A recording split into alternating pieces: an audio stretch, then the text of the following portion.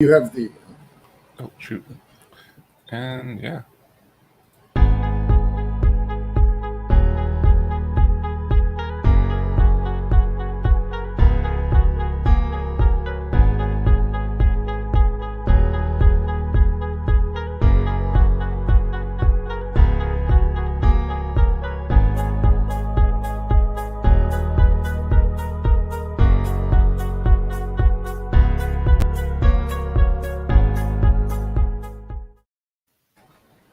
Hello, and welcome everybody. Welcome to the episode 8, right? I believe it's episode 8 of the Conspiracy Cantina. Yes, we're chugging along very well. Nice. Episode 8 for a bi-weekly podcast. We're pretty, right? 4 months. That's a while. That is a while. So I want to say thank you and welcome to everybody who is on.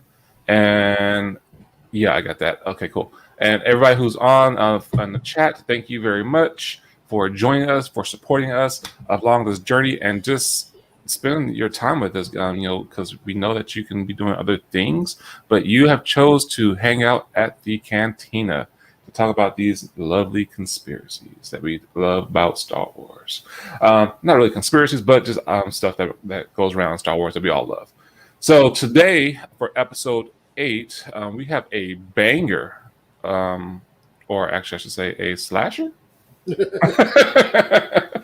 So we have a good topic. Yeah, that's a little corny, a bad joke, but it's okay. So today episode, what we're doing is going over the top duelists in Star Wars and the top duels as well. And for that, we actually had to go and bring out some of the big guns on this one. And when I say big guns, I mean big guns. Like my daughter's here, so don't worry about that. What's up, baby? Okay, I'll be there in a minute. Sorry about that, guys. Joys of fatherhood. Yeah. So for that, we had to bring out the big guns, and for what I mean by big guns is for a top duelist in Star Wars and top duels. We had to invite some amazing guests, and how could you not talk about a fight? Especially when it comes to dueling, with these two amazing guests here. And if you don't follow them on TikTok, you got to, and you'll find out how, because these guys make some amazing content. I follow both of them, and I love their content. What they talk about is always on point, with some of the most positivity on TikTok around the Star Wars community. And we're going to get into it. And let us welcome these two fine fellas here. Hello there. How you doing, everybody? General Kenobi. Dude, that jacket is sick. I like that. What was that? That jacket is sick. I like that. Oh, thanks. Nice choice. So, if you guys are familiar with the TikTok Star Wars community, you know these gentlemen very well. I'll let them introduce themselves, as well as my dyad and co-host, for the Conspiracy Cantina. So we'll go ahead and start with, I assume, hopefully this is right, person below me. Yeah. Jedi always. Hi, how's it going? Jedi always. Okay, and where can everybody find you at? Oh, you can find me on TikTok under the Jedi underscore excuse me, the Jedi underscore the underscore Jedi underscore always. That awesome. And as well on Instagram. I mean the same name. Okay, awesome. Thank you very much for that one. So yeah, amazing content. If you're not following him on TikTok, I gotta follow you on Instagram now. But it does some amazing content. I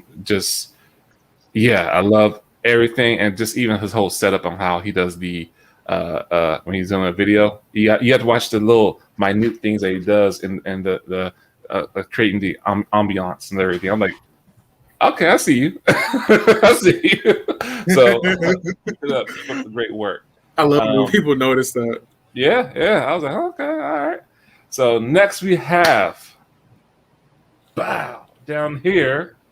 Yeah, I keep getting my right, right. It's important. It gets that way. No, shoot, got it right. Hold on. Crossing the Schwartz. Hold on 1 second. There we go. All right, cool. I'll just do this every time. Yeah. That's how we do it right there. Do it that way. Stormtroopers right there. So, if you guys are on TikTok, I'm pretty sure you've heard of this man right here. And if you talk lightsabers, I'm pretty sure, especially on TikTok, I'm pretty sure you heard of this man right here. We'll be doing some shameless plugs. Don't worry, that will be coming for sure. And this, I will let him introduce it. Oh, Jesus! Yeah. I will let him Sorry, it's my fault. It's my fault. Distracting me, man. I'm squirrel over here. That's pretty. So feel free, please go ahead and introduce yourself for those who don't know who you are. All right, everybody in the stream, I'm already recognizing a whole bunch of names, and so everybody that's already said hi, I am your friendly neighborhood master, Alan, and I am the Jedi, the man, whatever, behind Level Up Lightsaber, and I'm very happy to announce Conspiracy Cantina are now affiliates with Level Up Lightsaber, and so you can support the podcast, support the channel by if you know you're going to get a lightsaber from me, you can purchase one through their link, and it helps support the channel. Everybody that's on my TikTok live, I am currently on YouTube live with Conspiracy Cantina, Core Gamerskillz, and Jedi Master Depaul, and the Jedi Always. I think I'm already following you. But Yeah, I believe you are. I'm gonna fix that in a hot minute here in just a little bit. But yeah, so let's do this. Very nice, very nice. I'm ready to talk lightsabers. And I'm duels. ready, so Awesome. ready. This is like I'm this. ready. Is, Yeah. Oh. My bread and butter right there. I mean, I think that's what got all people like fascinated with Star Wars. But we'll get more touch on that right there. So, of course, my brother from another mother, my dyad from the Lyad, and yeah. So I got my brother, xcoregamerskillz. Go ahead, brother. Introduce yourself, and let's go. Yeah, if you're here, you're probably following me already, but I am xcoregamerskillz, literally everywhere. And I'm not going to plug all my socials. It's just find a social, put that name, and I'm there. I was supposed to start doing some streaming this week. It's going to get pushed back till next week. My house is under quarantine right now, unfortunately. So that's my situation. And my co-host is Jedi Master Depaul. Yes, sir. Yes, sir. Man, quarantine sucks. It really does suck. I'm so tired of this damn. That's a whole nother topic. So that is why we are all talking about Star Wars, because that is something that we can control right now. Something we can grab onto, you know? Man. So yes, thank you. My name is Jedi Master Depaul. You can find me on TikTok doing Star Wars content, as well on the Conspiracy Cantina every bi-weekly. So this every Tuesday bi-weekly. So this Tuesday, but not next Tuesday, but the following Tuesday, you can find us again doing this episode 9. So yeah, we're all about love, creating a space to talk about Star Wars in general, whether it's legends, canon, fan art, fan fiction, doesn't matter. As long as you're respectful, you can debate. Hell, me and my Undyad had a lovely debate this past week, and it was very respectful about Grogu and Ahsoka, and that's just how it is. I mean, you can actually do that and still be respectful and still come out loving each other and Star Wars, no matter what you like about it. So that's what this is about. It's a lovely community on TikTok, and we're building it on YouTube now too. So with that said, actually I pulled that up too for the notes that we have going on. But like we said before, this episode is about duels and duelists of Star Wars. And we actually, before I jump into everything, I'm going to touch on the chat, because I always forget to go with the chat first and say, hello there, and how you guys doing? And welcome, because we do appreciate you. Without you guys, there'd be no point, well, there'll be a point doing it, but we wouldn't be successful with this. So thank you very much for showing up. xcoregamerskillz, Darth Man, hey, what's going on, brother?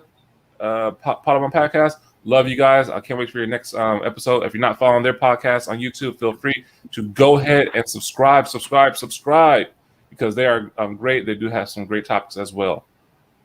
Hey, Boricua, Wookie, we love you. What's going on, Camilla? Master Allen, awesome. Love it. Yes, we have the sabers. That should be your new one of your new slogans, like kind of like Arby's. We have the beef. You guys are going to get to be the ones that I say this. I recently discovered this, and I haven't gotten to make a piece of content about it or announce it anywhere. And so the XP Boost is now available in red, and it's on the site. You can order it. I've got it in stock, blah, blah, blah. And then this is the Power Up in gold. Now, I just want you to remember that everything is the same gauge, so you can swap pieces. And so you can, right now, get two sabers that if you swap the pieces around just a little bit and you wanted to do, I don't know, like sort of a cross universe Tony Stark cosplay with, a long saber main hand and a little bit shorter offhand, I have the tools that you need. You just take a piece off of this and a piece off of this, and you swap them around and a little bit of that, and that could be in your hands as long as I still have these in stock. And so everybody that's here that's a guest, you could order through their link and be the very first person to do that, just in case you're interested, just in case you think that might be cool. And I did a video about that. They are super easy to swap the parts and everything else. I gotta get one from you, a serious Master Allen. That's like my next one I'll get. We'll be talking one-on-one. Yeah, same here. I had my two that you guys see. Surprisingly, I didn't buy these, and I'm not knocking. It's my wife. She bought it for me as gifts. That's what made me feel like I'm marrying you, woman, because she doesn't even like Star Wars, and that was the first gift that she got me for my birthday was a lightsaber. I'm like, I almost cried. Like that was the first time I was ever surprised. I'm like, holy shit, you got me a real lightsaber. like you wife material for real. So like it. Man. So but yeah. Courage likes it. Yes, absolutely, yes. Getting my daughter into it too, so she likes it. She's like, "Oh, can we play on laser swords?" I'm like, yeah, absolutely. Yeah. Basically, my flowing tiny apartment. You got to do a video for that one. We got to see that. Yes, the dark saber. The dark saber may or may not be out before the beginning of October. You may or may not have an opportunity. Wait, is a dark saber involved? You may or may not have the opportunity to order a dark saber and get it in time for Halloween. I'm just saying. My daughter's name is Sabine, so literally that's her real name. There's also the Revan pair and the Ahsoka pair, and those are both coming before October. Just I want the Ahsokas. I actually I want the coolest job. I want both of hers, but I want the ones from the Clone Wars, but I also want the ones from Rebels and Mando. So my wallet can't. Yeah, those are my I say my third favorite lightsaber hilts. To be honest, which ones? The Ahsokas from Rebels and Mandalorian. I really love the ones from Rebels. Yeah, I really love those. They are. Unfortunately, those are not the ones coming to the site, but I really love them. Yeah. I don't even know where you can get those. At the moment, I've seen them one time, but as of right now, there's 3 companies that push them out. One of the guys made my custom saber. A guy by the name of Darth Alice Sabers. Great guy. I think another company, Solo's Hold, is getting ready to put out a set, and KR Sabers. Okay. But they are very expensive. An arm and a leg, kind of expensive. My buddy got the sabers from Disney, and he paid through the nose for them. But yeah, that's no joke. he wanted some NeoPixel sabers, and he wanted those ones, and that's the only place you could get them at the time. This was a few months ago. Nice. What's up, Amber? I'm gonna go finish going through the chat real fast. Hey, welcome as always. Yes. Hey, friends, love you guys. Oh wow, do we have somebody I've never seen before in here commenting?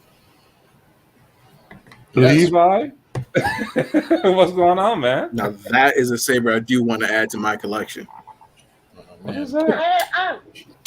Oh, that's the Ray. Nice. See, you playing around too much now. You teasing. Respect. You teasing. All right, cool. So we got to the chat. Once again, chat, thank you so much for the support and the love. We do appreciate you guys. We have an awesome show tonight, and it's going to be amazing. And like you said, with these two professionals right here, I'm going to say professionals because they both are martial artists. So that's why I'm saying these two professionals talking about duels and the top duelists, they know what they're talking about. They know their stuff a little bit. You got somebody who's actually creating. He is a blacksmith of lightsabers. And we have, what you do? What kind of martial arts do you do? Jedi always. I do Taekwondo. Taekwondo. I've been doing that for a little over 10 years now. So you are, you do over 10 years. You're a master. So I don't care what anybody say. You got some. Oh no. See, I got martial skill, artists, but I'm not a master. with martial artists, you got to be really careful about throwing that word around, because if you aren't a master in your system and somebody calls you a master and you don't correct them, and somebody that knows you from the system sees that, then you get a talking to from somebody that's higher up the food chain than you. It's like that is something that martial artists do not play around with. Like, okay, that you're a professional. How about that? Can you say that? Yeah, that's I can work with professionals. Okay. He's absolutely right about You are the a whole master thing. professional. Damn. Okay. Thank you. Thank you for letting me know that. My instructor's instructor always said that a master was someone who didn't have to fight anymore, rank aside. But if someone called me a master on the street, I'd have to correct them, because I'd be afraid of my Taekwondo instructor coming out of a corner and then roundhousing me in the face. But yeah, I saw it. Yeah, like that. I know what you did. Yeah. I'm sorry. All right, cool. I got you. Pulled up his uniform and put it away while he was still wearing it. Exactly. All right. So now, with that said, let's get into it. So this one, man, you want to start off, or you want me to start off? I got the notes. Yeah. Up. So let's talk about it just for a little bit. The first question I want to ask is, so I had you guys give me a list of your favorite duels and your favorite duelists. So we're going to talk probably the duels first, but how did you rank your duels? Did you do it by what you liked? What was important to the story? However you came up with your list. And we could start with the Jedi always, if you'd like to share a few thoughts. For me, thank you.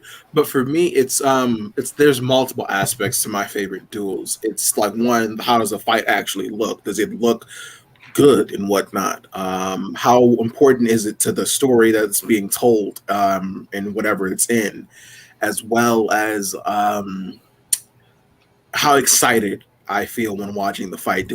Is it like I'm on the edge of my seat wondering who's going to win? Is it a feast? Like, there's a lot of aspects to my favorite duels.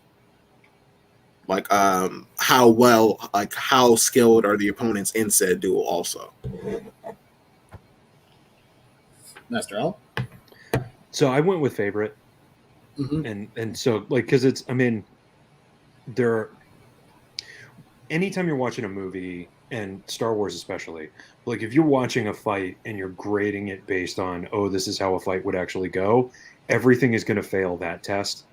Right. Because it's like, for movies and stage and things like that, it's just going to be different.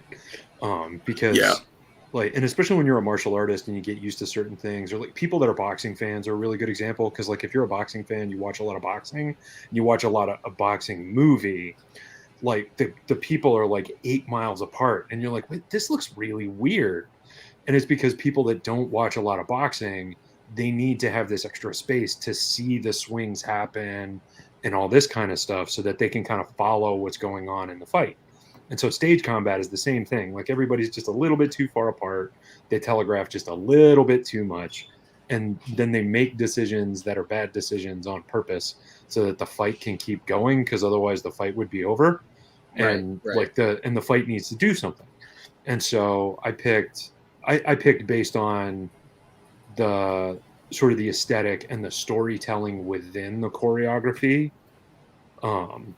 Because those are always the things that really linger with me after I see a movie fight scene, is the like what it was that fight meant within the story, in addition to whether or not I was just like, man, I can't wait to diagram that. That looked so wicked and something like that. And then, you know, like a little bit of, oh, I wish I could do that. Like every time you watch Darth Maul, it's just like, man, I wish I could do that. Well, Ray Park is really good. It's just really good. Yeah. I'm so glad he came back for season 7 of Clone Wars. Truth. Yeah, I feel the same way mostly that you do. Like, I don't have the background, but I've been watching fights on TV and movies, and I've always been a fan of sort of martial arts in general, whatever they are. It's sort of like you were saying, like, if you watch Olympic fencers, like, those matches are fast because, like, it takes 2 seconds to hit somebody with your sword and score points. So when you're watching fight choreography, I think my love of sword fighting came from The Princess Bride. That is still my favorite. I think that's my favorite scene from any movie. That whole sequence where after where he's at the top of the rope and they have their conversation, and then they have their sword fight and conversation. That is one of the best, like just straight up one of the best, like stage combat sword pieces in cinema history. Like that, it is like if you were gonna make a top 5 list, you know it's in. Like you would cut other really good stuff to make sure that stayed in. It's because like there's just so many little things about that fight that were so good, like the hand switch and the banter and the footwork is fantastic. Like they were both like really, really on with their feet to make that fight work, and just yeah. And one of them, I follow a guy on YouTube called Skillagrim, and he's like an actual like legit HEMA guy, and he was even dissecting like the dialogue, and he's like, yeah, these are all like real styles. Like in the context of the conversation, it doesn't necessarily work, but he's like, this just like if you didn't know or you only had limited knowledge of sword fighting, these are all real people with actual real manuals. Actual masters, actual master manuals, actual styles, like So yeah. And for you, Depaul, how did you pick your favorite duels?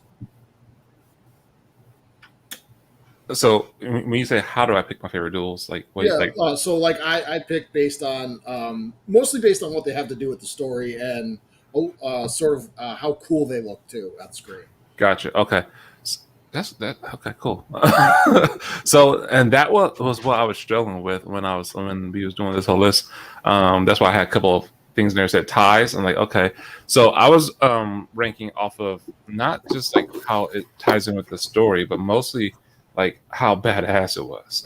Like it was like that was a badass duel. Like, and like I can go into it, but like I since I took it off, the what is it? The Obi versus Grievous wasn't the best duel, but that one point with the beginning when when Grievous had 4 lightsabers going at a time and Obi-Wan just stopped all of it at once. I'm like, who the hell does that? That is like one of the more iconic scenes. Yeah, like definitely a big wow moment. But yeah, so that's why I'm most went off of just badassness and like skill wise and acrobatic. Like, could I do that? Could I pull that off? No, hell no. Can I see somebody in real life pull that off? I highly doubt that without any kind of like cinematic magic or something like that. So, yeah. Alrighty. So, do you want to pull up the document? Yeah, I have it. Cool. Quickly. Okay, so We could just take a. I did so. I took everybody's lists, like I said, and I assigned like a random score. you want to show it up? Yeah, show it on the Okay. show it on in the channel here so everybody can see what I'm talking about. All right. Cool. So I took everybody's lists. I assigned like a random score, and so I weighted this so that your favorite would stand out as compared to everything else. And I did the same thing. So your with first Duelist. gets more points, your second gets a little bit fewer Yeah. points, the third gets fewer points. Yeah, Like all-star voting. it's basically your first gets like full points, your second gets half, your third gets half again of that. Let me see if I can pull this up even more. Yeah, Boom, sorry, boom. I made it a little smaller. So That's cool. There we then go. Then I compiled the scores.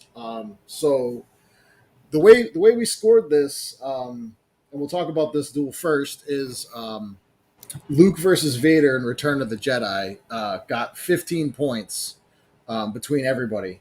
So who wants to talk about this duel first?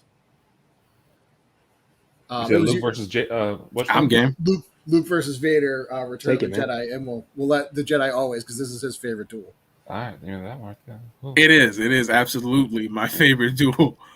It's like we haven't seen Luke for like a while after Empire, and he got it handed to him on Empire. Like everybody, like a lot of people love that fight, but it's really just Vader toying with him and then beating the crap out of him for like a few minutes. And you can totally see that by the way Luke looks at the end of that fight. He looked like he just got beaten up by a big bully, because he did.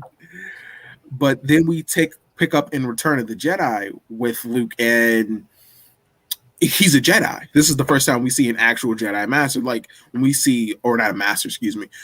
When we see Obi-Wan, he's an old man, and when we see Luke, the Return of the Jedi is my favorite movie, because one of the reasons is because when he went into Jabba's palace, he was so confident that he can take the entire thing down. The only thing he needed was his saber, and we see that he was right for saying that or thinking that.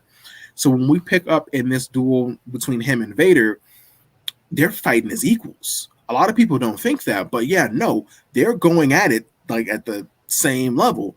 And you can really see that in like the first part of their engagement when Vader's trying to push him back, but Luke is also pushing him back himself. And it's like, yeah, no, you know what you're doing now. Like, it's just like, that fight. Yeah, this was my absolute favorite for the longest time, and it has absolutely nothing to do with the fact that Luke's my favorite character or anything. But I love this fight because like it just shows you how far Luke has come. Like it's the scene we see him in the beginning of the film. He's fully ready to bring that place to the ground, and then when it comes to Vader, the last thing he wants to do is fight him. Like they don't fight when they meet. He doesn't fight him until they go in front of the Emperor, and like he really doesn't have much of a choice. It's either fight or he loses everything he's been working for. So I just love this fight, and I say to the naysayers all the time that Vader wasn't trying to win. And the same thing can be said of Luke. Luke wasn't trying to kill his dad. He was trying to do everything but. But there is still a difference in that last part of the fight between not trying to kill your opponent and getting the absolute break speed off you. And that's what happens. Like, yes, people make excuses, but no, Vader straight up, no question about it, he lost that fight. Oh yeah, no, absolutely. Vader lost. And like I've said this before, I did like a few videos on this, like everyone is saying that Vader was holding back.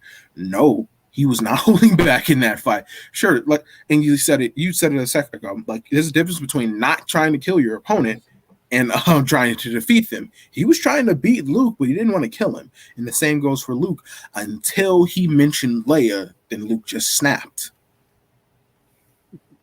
Absolutely. And that whole fight scene's got a lot of really cool things they do with, because like Lucas liked to use color and a couple other things as a part of like showing, because like the fight scene was there to show you that a character had either like a personal growth moment or some type of shift in perspective or whatever. And so like the whole purpose of the whole fight is like all the stuff that leads up to Vader bringing up Leia. Like that's the whole purpose of the fight, because the fight between them, and Lucas has talked about this in interviews and other things, like Return of the Jedi, we're supposed to be wondering all the way up to the end about whether Luke is going to join the Empire or if Luke is going to stay Luke.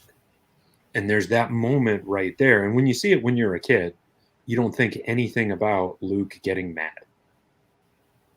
You know, but as an adult, and we look back on Anakin and some of the other things, it's like, oh wait, man, that moment, that was a close moment, that was important. And so like Lucas, he films Luke's face half in the dark, half in the light when Vader gives that line, and then Luke snaps out in a rage, but at the same time his whole face comes into the light. And so it's like that moment was the whole point of the whole fight scene. And then the conclusion of the fight scene, which is, you know, him hacking off Vader's arm, like that was the inflection point on Luke choosing the light side. Like that, the arc of, because if you take the fight scenes and you kind of break them into 3-act stories, because like Lucas likes his 3-act stuff, like he does 3 movies that are all 3-act stories, like that's his shtick. That's his thing. He does not depart from it. He's good at it, and he does not break from it. Yeah, no. It just does not. And so like that's like the peak of the second act is Luke going, no! And that's like with all the fight scenes, as you sort of break them down in that way, it's like you start finding those things. It's like, oh, that makes sense.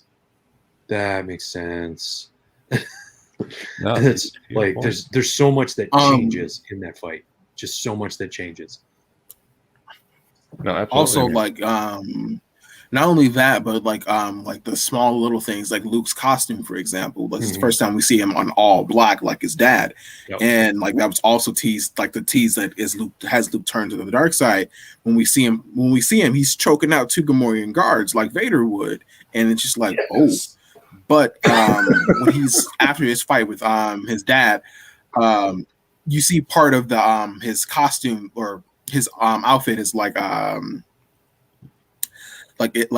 panel comes off and you see gray on the inside, like a light gray. Yeah, and it's to symbolize that Luke never turned. That no matter what, he was still light on the inside. No, I mean, and what you guys are on point just with the whole like the metaphors with Luke and everything. But Master Alan, what you said there is like just the little things at the with the whole symbolism of Luke's face half being in the dark and half being in the light. Like that whole thing mirrored Anakin. And it was like, okay, here we go. And when he raged out, being that basically that was his comparison of being engulfed in the dark side and then coming out. I see that. And then because he was hacking and he whooped the hell out of Vader. And it's like, okay. And then when he cut his arm off, that somebody looked at his hand like, oh crap, I'm about to go down this road, the same road that my father went down, and look at him. And it's like, not only like he's battered and beat and just tore down, look what I did, and look what I'm about to do. Do I really want this? It was Luke's great trial. Yeah, like that's what the fight scene was. That's what it was supposed to be. Was like that, you know.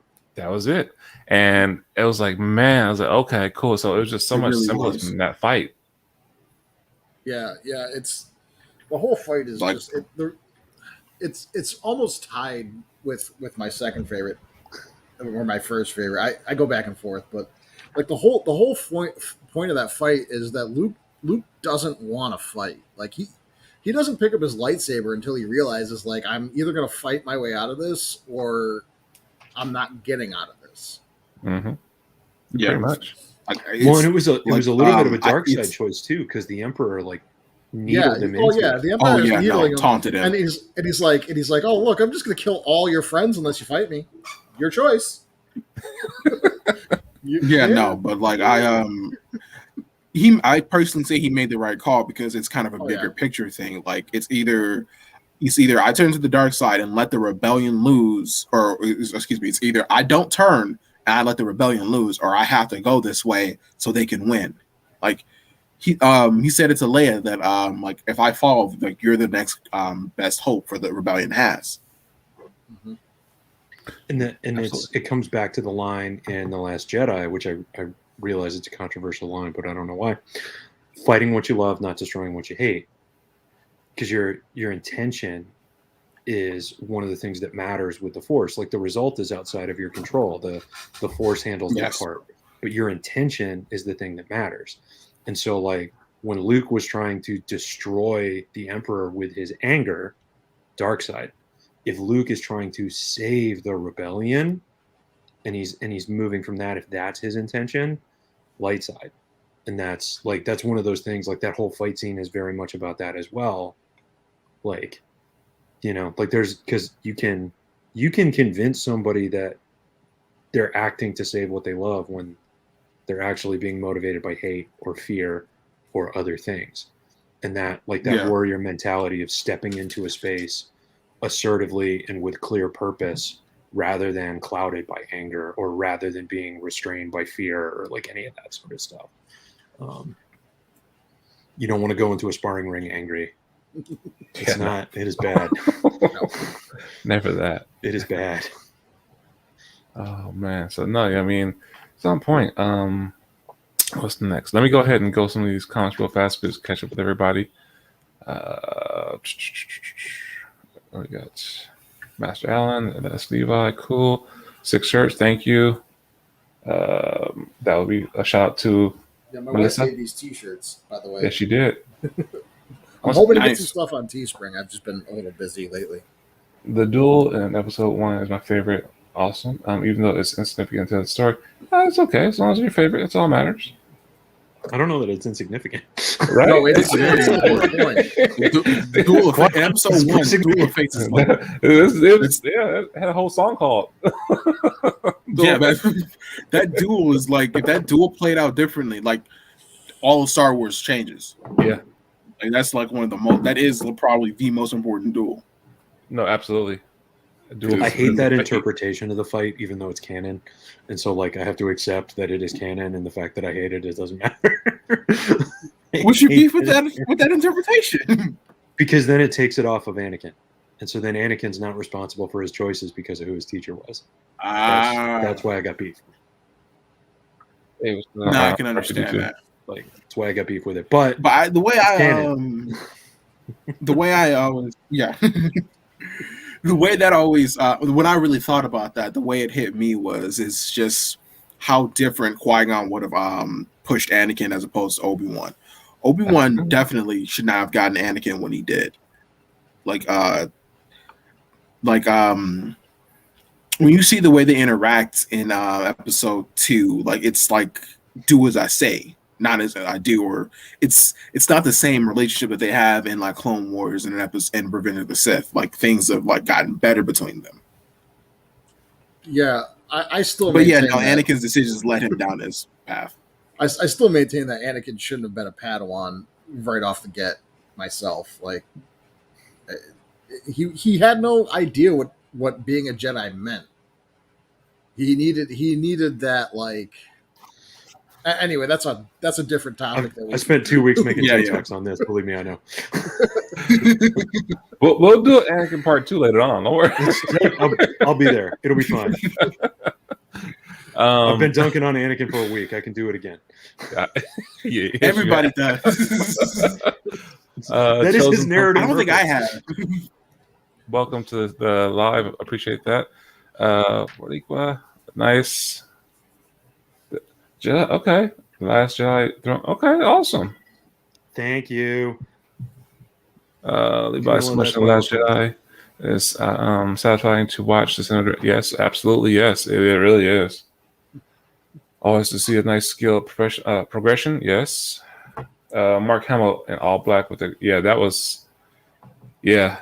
Oh yeah, like that's my favorite movie because just him like. The thing about the Jedi I cannot stand is the way they dress. I've never been like the biggest fan of like the tunics. Like it does not vibe with me. That's another reason why Dooku is one of my favorite characters, because even when he was a Jedi, he did not wear Jedi robes. He wore like a brown version of the black outfit he wore. But yeah, no, he's like, no, I'm not with that whole robe thing. I'm gonna wear this, and nobody really said anything. So yeah, and those damn things are hot. Hot as hell. Oh man. But I wish they did for that with the whole Mark Hamill and the black.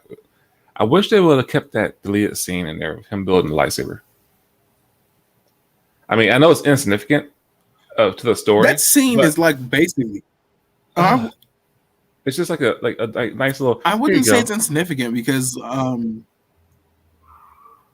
personally, I wouldn't say that scene's insignificant because, like, the last time we saw him with a lightsaber, he lost his hand. So this is showing that time has obviously gone by, and he's built another saber, or he's found another saber somehow. So there's a skill gap with that. Like, very true. Taking that scene out, sure, the surprise factor of him catching his lightsaber like is better, but I don't know. Like it's different. No, you're right. I mean, I agree with that one. I can see it. Ultimately, it was sort of a runtime thing too. Like Return of the Jedi was just like there was so much story they were trying to pack into that movie that, like, you can tell that there were certain parts where it's just like, okay, what is implied enough that I don't have to show it. Yeah, they could have put that scene in instead of Jedi Rocks. I said what I said. You said right. You said correct. Like, I have nothing wrong with that song other than where it is in the movie. It made me uncomfortable. Wait, what song? Jedi Rocks. Jedi Rocks. What song? The musical number in. Oh, you want to pull it up? In Jabba's Hut. No, I can't pull it up. I get it's really good. Like the whole thing. Oh, that.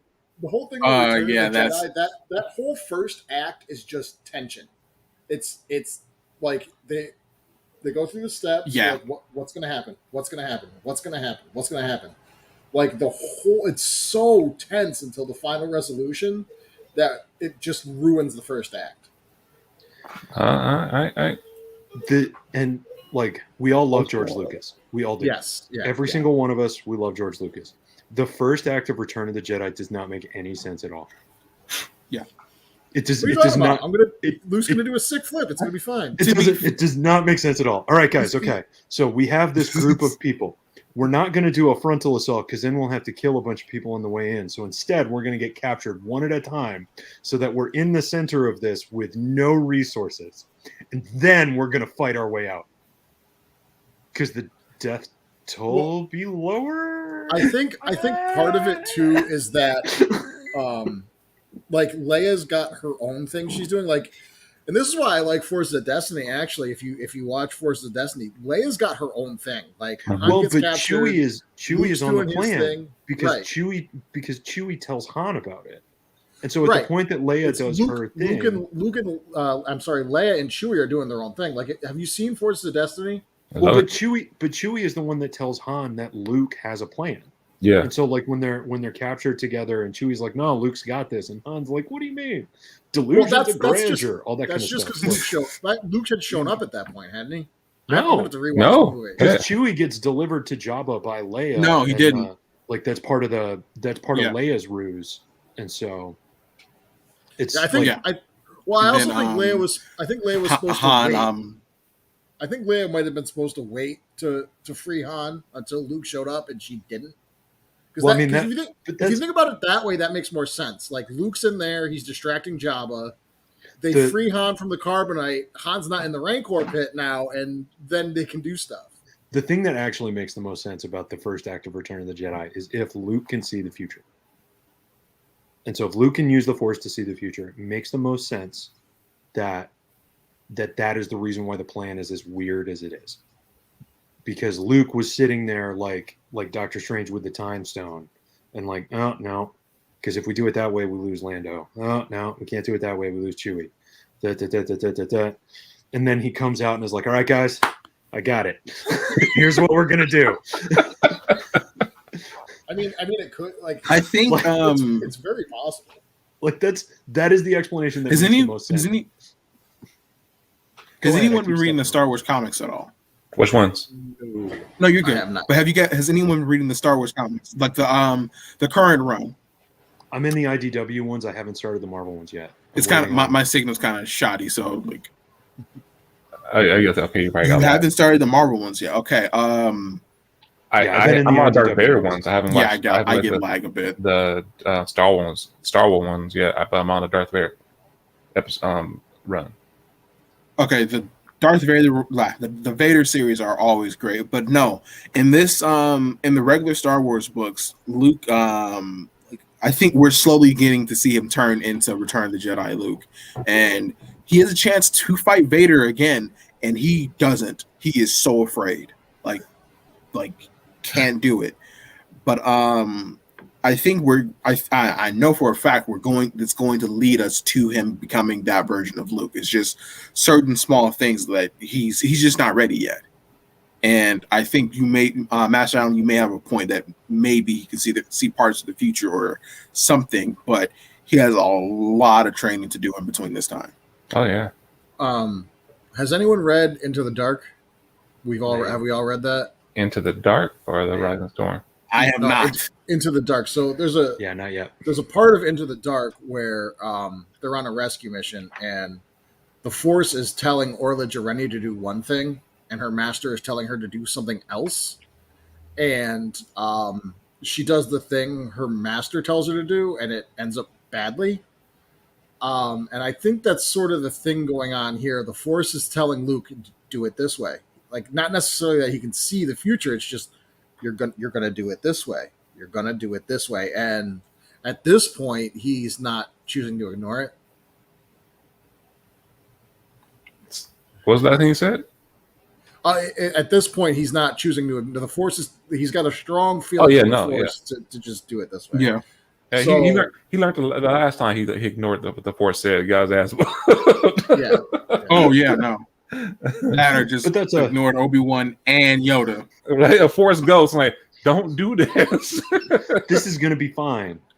What do Obi-Wan and Yoda know? They're both all It right. was not fine. The wisest Jedi alive right now, and the one who's dead, who is the embodiment of the Force right at this point. Oh man! They both know who his father is. Right? So, Oh, our next right? duel that we have is Luke versus Kylo Ren at the end of The Last Jedi. Master Allen, do you want to talk about this one? Oh my god! I have been both people in that fight so many times. My only problem with that fight, with that fight is him using the blue lightsaber. I did not get to see the green one. That's like my only issue with it. Well, and so I get that there were a lot of people that wanted to see the green lightsaber, and the fact that we didn't get to see it throughout, especially because for so many of us it was our favorite lightsaber of the original trilogy. Like for me, it was. I like this thing a lot more than the Graflex, like just straight up. Yeah. Right? That's why this is sitting here and not the Graflex for this conversation. They are both designed by people that the Graflex is so uncomfortable. This might as well be a cheese grater. Anyway, it's great for cosplay. Not it works better than the Graflex.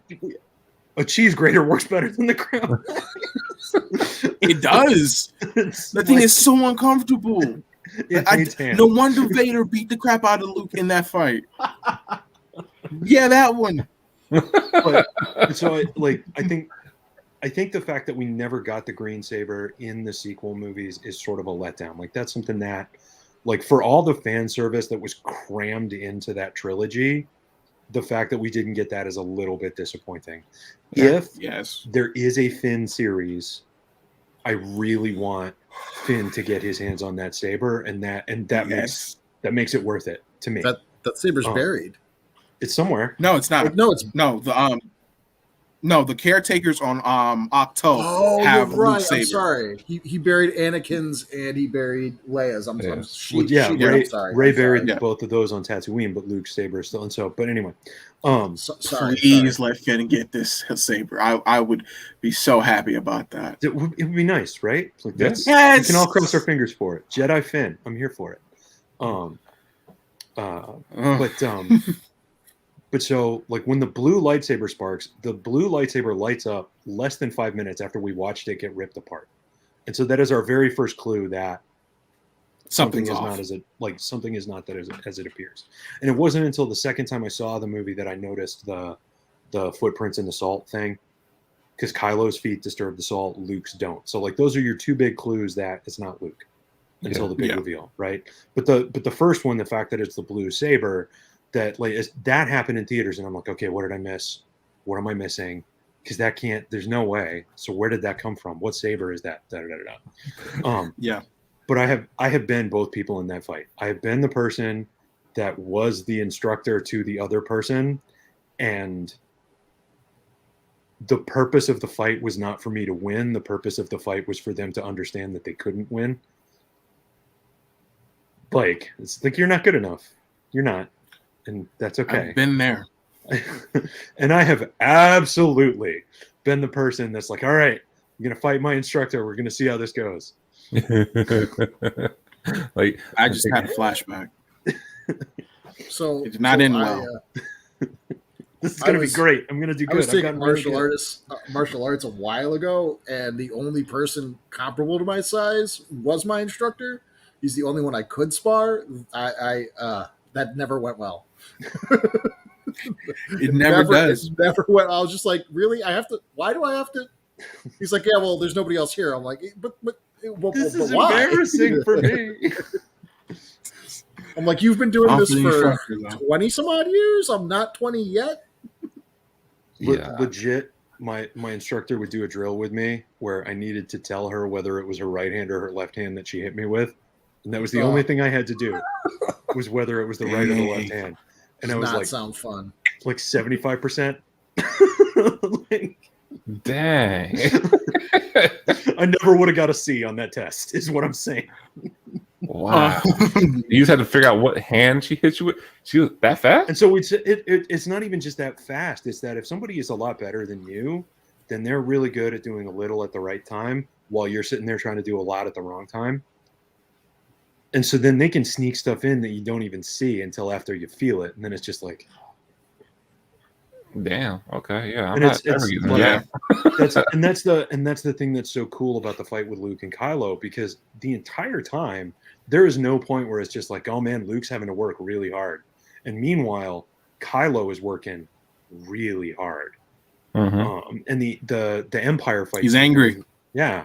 The Empire fight scene we've already talked about. Luke is working really hard. Vader is not working hard. Yeah. No, yeah. Now, I mean, some of that was because of limitations in the costume and some meta stuff. But like the choreography, Luke is doing all kinds of nonsense, and Vader's just like, like it's like a fly swatter. Yeah, I love the first engagement of that fight, because it's like my son. Like, but yeah, the first engagement of that fight is just 1, 2. Bump, bump, bump, bump. Oh man, no, it's awesome. Yep. You're gonna do this, I'm gonna do that. It's simple. Yeah, the fight between that's a good fight. We'll talk more about that one too. Kylo fight is my favorite, just because of. You put that number 1. Ooh. I did. It's Luke versus Kylo. It's because of what it means to Luke as a character, and I go back. It's always hard for me to pick between the fight on Crate and the fight on the second Death Star, but I picked this one because this is the most Jedi we've seen anyone be a Jedi. Mm-hmm. Luke is doing the thing fine. Like I love this whole movie because this is Luke's final chapter, and they couldn't have given a better one. Luke finally learns all those lessons from Yoda. He finally learns them. And when people talk about, well, he already learned those, he never did. He never learned these lessons. He learns about accepting your failures. He learns what it means to teach new Jedi. He learns what it means to be a Jedi. His final act as a Jedi is that lesson that Yoda gave him so long ago, and it's to use the Force for knowledge and defense and never for attack. He can't hurt his nephew because he's not there. And he taught his nephew the same lesson. His nephew wasn't ready to learn it. Oh he yeah, learned it later from his dad. Like it's like Luke explained it to him, but he wasn't ready to understand it yet. And then in the next movie, then we see him understand that lesson. And it like that was yeah. Yeah, it's he literally he can't hurt Kylo. All he's doing is making sure that he's saving the people he loves. And he's doing it in a way that nobody gets hurt. Yeah. And he does one of the most coolest new force powers that we've ever seen. That and he makes Kylo Ren look like an embarrassment to the First Order. Man, does he ever like could you imagine just being there, just watching your new boss just get schooled by this, I don't know, 70 or 80-year-old looking man, and he doesn't land one hit? Well, after all of you have expended however many munitions that was, right? Like all of that ammo, and then that didn't work, so your new boss gets out of the car and walks up to him. And squares off, and then flails ineffectually. No, that and the fight looks absolutely beautiful with the salt falling, and it's so pretty. I love everything about The Last Jedi. I like this movie straight out of the theater. I like this movie. Oh, it's ditto. It's not my favorite of that trilogy, but I love it. The strike pattern that Rey. I think I kind of have to say it's my favorite because the amount of times I saw it. It is my favorite Star Wars movie, and I know you already know this, Core. Like, I mean, yeah. Oh, it's a great movie. It's just you have to think about it too much. It made me think. When I watch a movie, like one of the things I do when I watch a movie is I just don't think about what I'm watching, and I just like to let it wash over me. Well, so to understand this movie, you really have to think about it. Or you just see it more than one time, and it's Star Wars, so I'm going to do that anyway. Dude, exactly. And that's why I had to do a couple times, and then it clicked. It took the Mandalorian season finale too, just to make everything to make The Last Jedi click and everything. I was like, that was the best damn movie ever. After I watched it, I was like, I get it. It was like Neo. I was like, oh, I see everything right now. I was like, Ryan, you did. At first, I couldn't stand you, but I was like, nah. Now I'm like, oh my gosh, what's happening there? Something there. But the attack pattern that Kylo uses in that choreography is the strikes that Rey is doing against the Rock when she's practicing her strikes over and over again. Somebody put that up on TikTok visually, and I can't remember who did that. That video's floated around a couple of places, and it's the same thing. It's just one of those things where it's just like, man, that was awesome. Like that connection between those two characters, and so like however much was outlined versus detail planned or whatever with the movies, we know like doing that sort of that analysis, so to speak. Like that those characters were intended to be combined, whether it's as a dyad or, some other type of similar thing throughout all three movies. Because, I mean, all of us know that the plan for The Rise of Skywalker was a little bit different than what was executed for lots of reasons. But the plan of having them be linked in that way, like, that was always the plan. Yeah. And it's made really, really obvious by some of the choreography stuff in The Last Jedi. Which was just so freaking cool. I realize we're about to get to my favorite one, so it's awesome. Yeah, I can go on and on about that. Let me clear up some of this chat real fast. What do you like about the fight, Ryan? About which one? The Luke versus Kylo? Yeah, I didn't expect this to be that high. A lot of people forget it's like a lightsaber fight. So.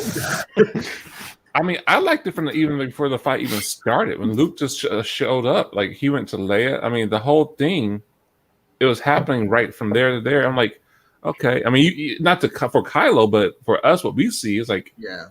And then you put everything together. It's like, hold on, if he's a hologram or he's a force projection, how the hell is he interacting with Leia? I get that she's force sensitive and all that, and he has Han's dice to the point. Like that is detailed. Like he's so like we've seen people literally move mountains with the Force, but he's so strong in the Force that he can carry Han's dice across the frickin' galaxy. So that his Right? nephew can pick them up after his sister drops them. Like It's like it's so good. It's so good. it's like I mean, it made me think too. It's like was that him teaching Leia how to do that right then and there? It's like, hey, you're gonna have to do that with this is how you gotta defeat him if you don't want to kill him. This is like in the Rise of Skywalker. Mm-hmm. So that's a whole nother topic that I could do a video on. But I was like, the fight itself, I'm like, okay, wow.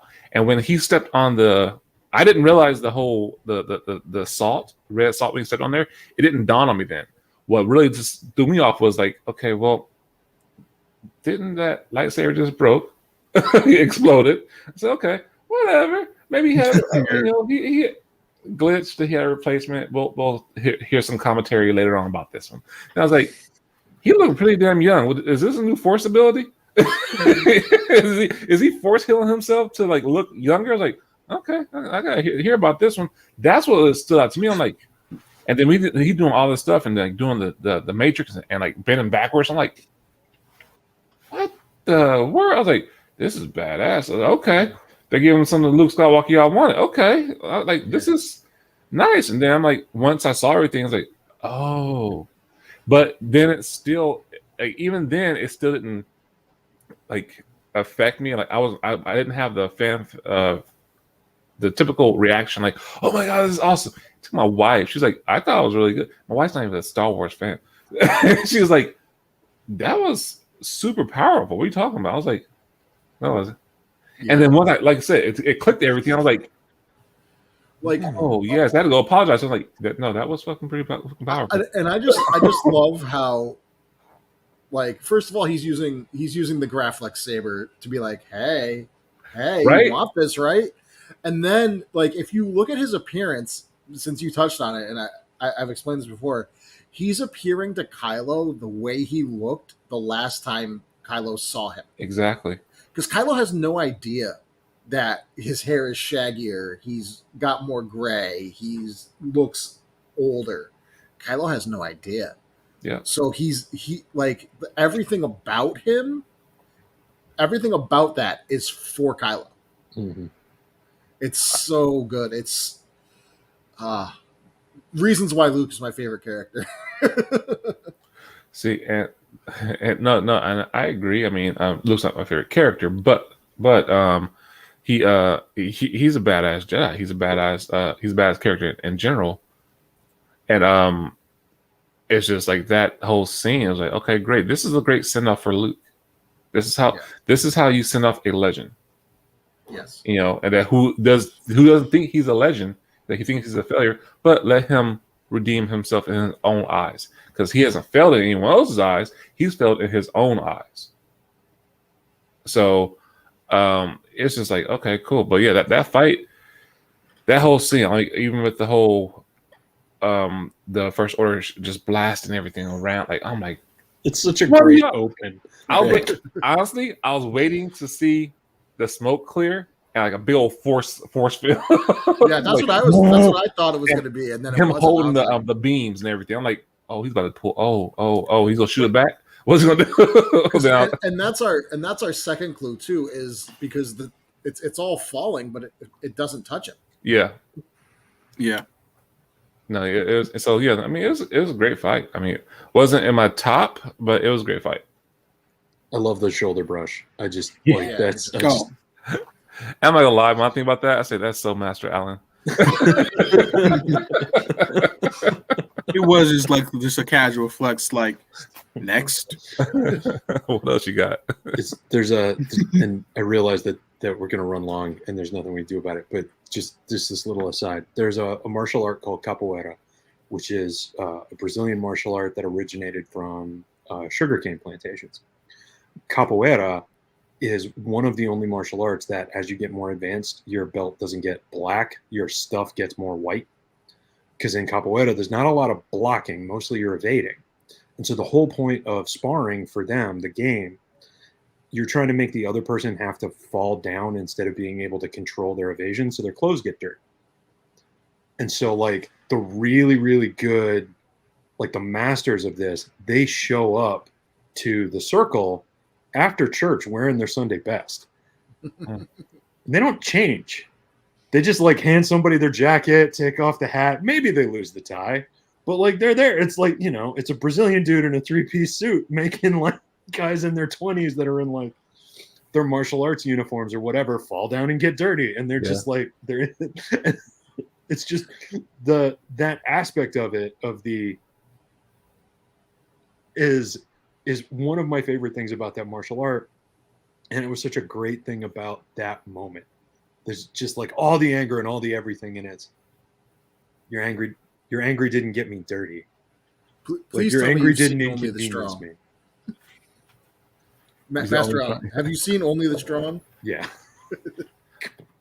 So that's pretty cool about what you're saying to Master Allen, is that when I was in elementary, they had some people come and do that martial art. And they actually called it as a performance. They say, "Oh, this is a performance, it's a dance, it's like, but it's a martial art." I'm like, and at first the boys was like, "Oh," I was like in 4th grade, like, "I don't want to see no damn dance, whatever." But they know it's martial art, and you actually fight like this. And they was doing, I'm like, "Whoa, it's break dance." I'm like, "This is break dance. What are you talking about?"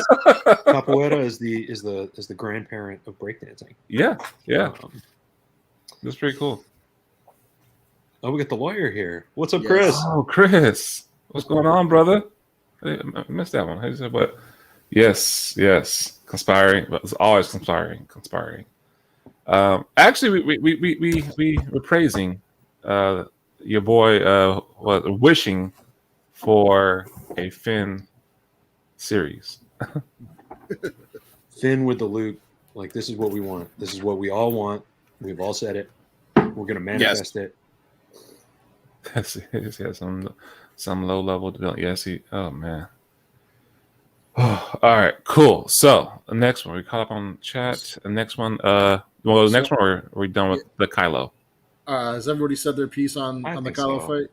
All right, so our next one, we actually have a tie for third. We have the throne room scene and Yoda versus Dooku. So we will discuss the throne room scene first, and I know this is Master Allen's favorite, so take it away, sir. It's so pretty. It's just so pretty. So I mean, I watch a lot of martial arts movies. We have talked enough that I know all of us also watch a lot of martial arts movies. And like, the martial arts in Star Wars for the most part hasn't been great. It's like the fights have been interesting, they've been exciting, they're shot well and all this kind of stuff. But like, from a martial arts standpoint, there's, with exception to, oh hey, there's Ray Park, there's not a whole lot of, God, how did he do that? Right? Until like the Dooku Yoda fight, where it's like, God, how did you do that? Oh, because it's a digital puppet. That's how he did it. Because they didn't have to worry about physics. They got to tell physics what it was going to be for that moment, so that Yoda could do 7 flips before landing. Well, it's the reason he has his robes on in that fight. Right. Yeah. Like, I don't know if you've seen that that documentary of the making of episode 2. Sorry to break into this, but it's really, really cool.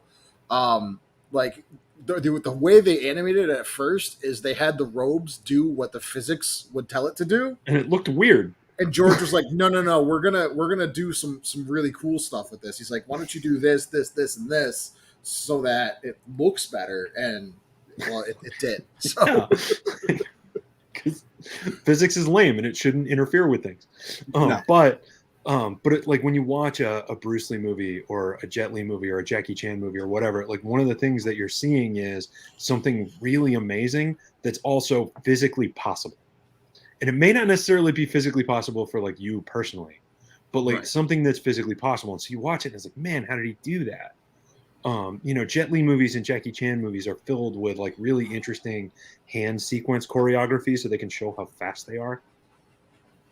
Oh my and so God. like, so The Last Jedi, this fight scene is filled with the idea of a lightsaber with weight, which was like the way that Kylo swings that saber. It's a warhammer.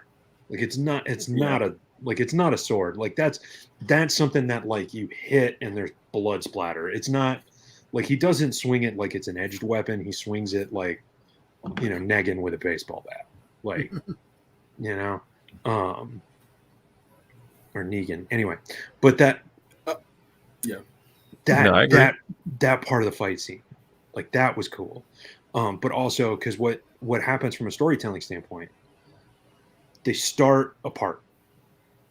And then through the first act of the fight scene, they start to get closer together until the middle, like the peak of the second act of the fight scene is that scene that is every Reylo's favorite or second favorite scene in all of Star Wars, where Rey is leaning back and Kylo is leaning forward and Rey's got the hand reaching down like she's trying to check what's in his pocket, right? Like that, where they also make sort of a yin-yang shape because Rian Johnson packed a bunch of the yin and yang symbols throughout the movie. Like in their body makes that shape while it's the black and the white with red surrounding it. And part of the purpose of the fight is that they are gradually getting rid of all the red, because all the red is Snoke, all the black is Kylo, and all the sort of the gray and white is Rey. And so like it's a little black dot and a little white dot surrounded by red. And throughout the fight scene, they destroy the red, and they do it ultimately by working together. And there's this moment where they show us in the fight, this is how good it could be if they were together. This is how good they are together. Like, this is how unstoppable they are. It doesn't matter that there's more of these guys. It doesn't matter that their armor is lightsaber resistant. It doesn't matter that they're pretty good. They're not good enough. Like, they could have 5 more guys, and they're not good enough. And, like, that into then the final act of the fight scene where then they separate and then end up fighting over the Graf lightsaber. Like that's what that fight scene is. It is beautiful. It is well choreographed. It's really interesting because there's lots of people. Most of the time in lightsaber fights, it's just 2 people. So like you can't have you can't provide a sense of deadliness of the weapon because you can't drop people because you've only got 2 of them. So you get that sense of deadliness and that sense of weight and grit and blood and all that kind of stuff. And what it did to progress the story in a very short period of runtime was huge. Like conveying all of that emotional change with dialogue would have been 3 times as long easily. And they were able to put it in a fight scene. That was beautiful. That was interesting. And that was really well executed. And anybody that wants to come at me with like, have you seen the disappearing dagger? If you need Star Wars to not have continuity errors in order for you to enjoy it, I've got super bad news. I've got super bad news. And on your point about the deadliness of the lightsaber, that's the reason why I think the original trilogy is my favorite. When you look at the stuff that they did, like in the fight scene in Empire or the fight scene in the second Death Star, they're like the Sarlacc. They're always breaking stuff. Yeah. You know what I mean? Like they're always breaking like the stuff in the background, and I feel like that sort of happens a lot less, like especially in the prequels. It happens with the Mustafar fight, but like other than that, there's not a lot of, because they're wading through droids, but the droids are also comic relief, so they don't feel as scary. Right. Like, yeah, true. When you really think about it, yeah. So you don't take the droids seriously because they're bumbling. Right. And so you don't think of them as credible threats. And that's part of why the end of Attack of the Clones is really weird. Because it's just like, it doesn't matter how many droids there are. Like the droids aren't very good. They're not very smart. They're not very exceptional. I think when it Go ahead. his I'm lagging out, so just Has anyone here watched the Dark Side Divas podcast? I try to catch every once in a while. I'm trying to get Yeah, on. no, great podcast, but they bring up it's great. Oh yeah, I would love to be on as well.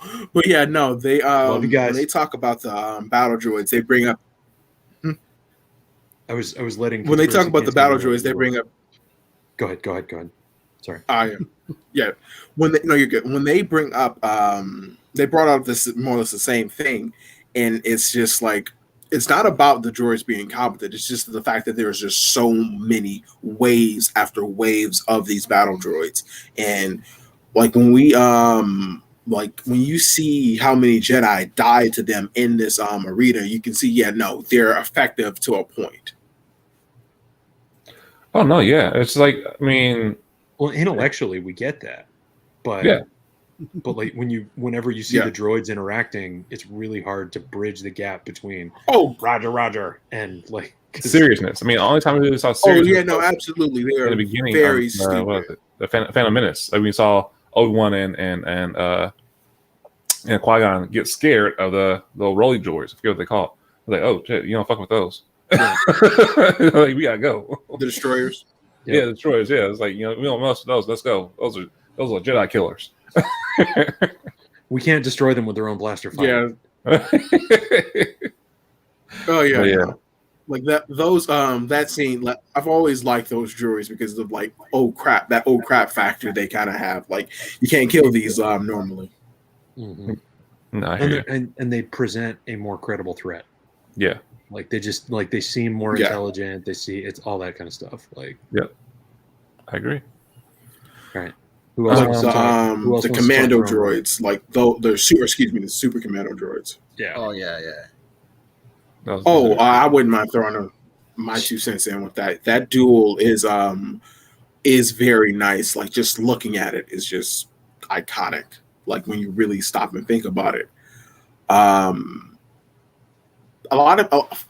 There's so many toxic Star Wars fans that cling to Kylo Ren, but will still bash Last Jedi when that's the movie that really advanced this guy's character and made him interesting. Mm-hmm. No, I agree. I'm lagging out, so yeah, like it's we heard you though. Yeah, the fight itself, like I remember. Oh, great! I remember seeing it for the first time, and just like I think my favorite part of it is when it, like, before it starts, just leading up to it, like when Rey catches the saber and her and Kylo just look at each other and just like, let's go to work. And then it was like, yes, like it's just like, oh, we're doing this. Yeah, without dialogue too. Like, it was all like.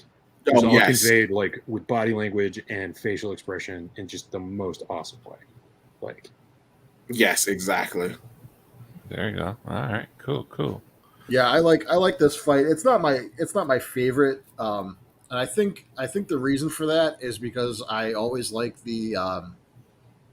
I tend to prefer the one-on-one duels, but this is a duel where you really see what two people working together and using their complementary skill sets can really do. And it's the first time that we really get to see what Rey, with just a little bit of training, can really pull off. And so when we see her, like, after seeing this movie, I was like, okay, I can't wait to see what she does next. Mm-hmm. I agree, because I was like, okay, this is going to turn into something different. With all this fighting, I'm like, I mean, it wasn't my favorite, but it was a good scene. It was a great fight, and I was like, okay. I didn't know what I wish we had a little more backstory on the red soldiers of Snoke's.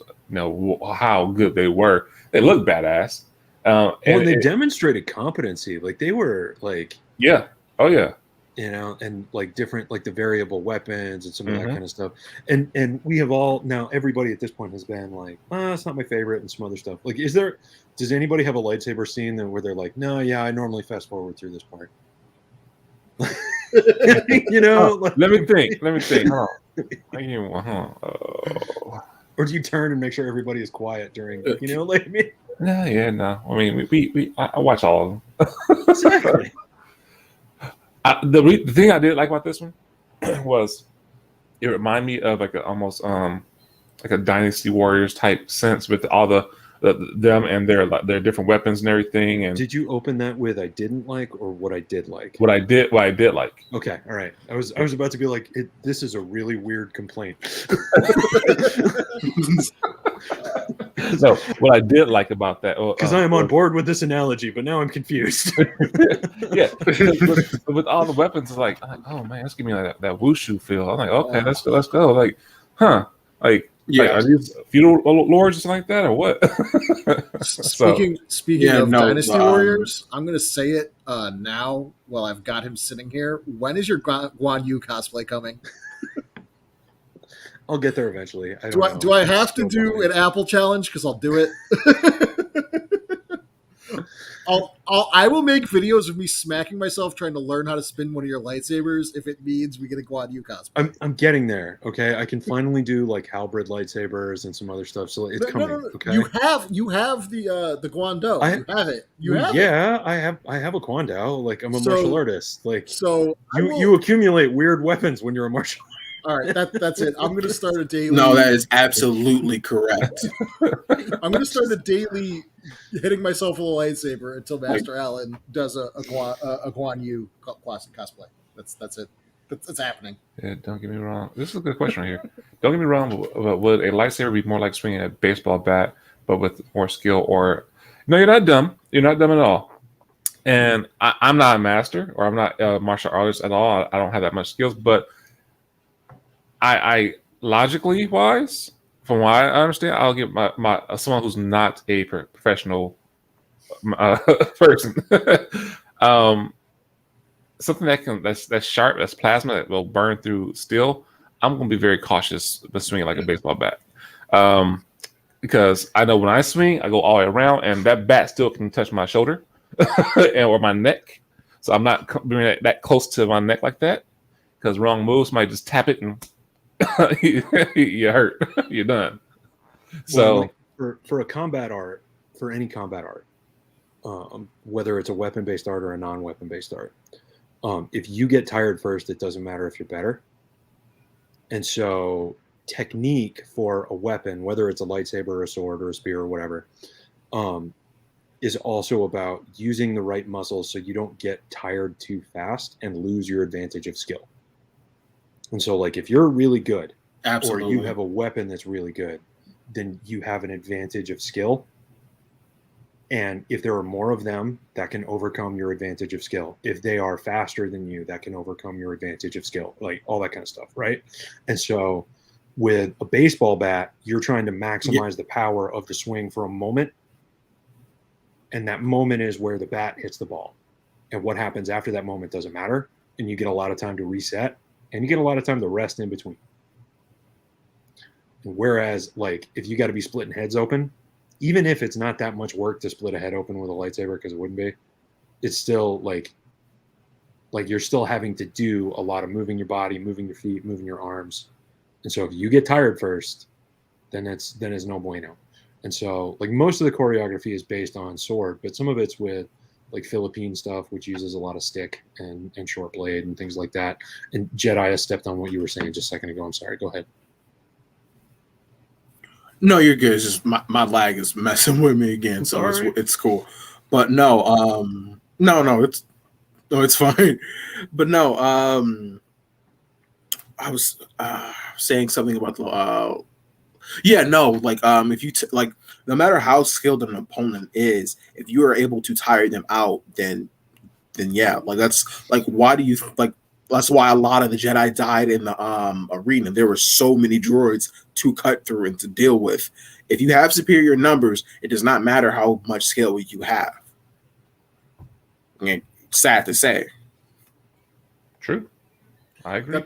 That's a good segue to our we're going to talk about our tie for third, and then we're going to go move on to duelists. But our tie for third is Yoda versus Dooku, Attack of the Clones. So whoever wants to start. I'll start on that one. Okay. That's my favorite fight for any lightsaber fight. All right. Man, like, respect.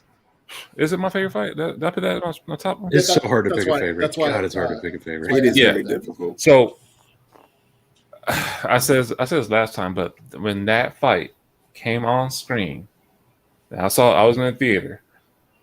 It was me, my friend Nick, and my friend Robin. I literally jumped up out of my seat and ran around the theater. It was like, I ran. I'm like, we're seeing Yoda fight like this. I've been waiting for this. Like, I'm like, that's the Jedi. Like, because they put so much emphasis on it, like a Grandmaster Yoda, like it's 900 years, and like he's the wisest Jedi. I'm like, okay, so and he's Clint Eastwood, man, right? But when I see him bring a lightsaber out, I'm like, all right, cool. Like, yeah, that's dope. Okay, it's a small lightsaber, but that's dope. Let's go. And this is the way he walked in, like.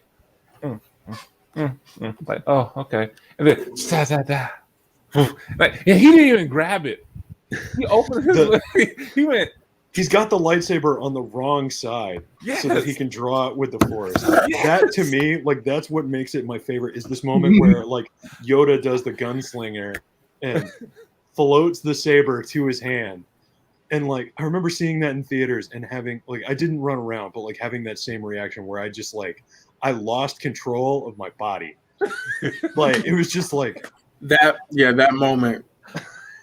Like it's just like, oh my god! Like, not only is he about to like that duel is so great because of like some dialogue we got from Anakin and Obi-Wan before.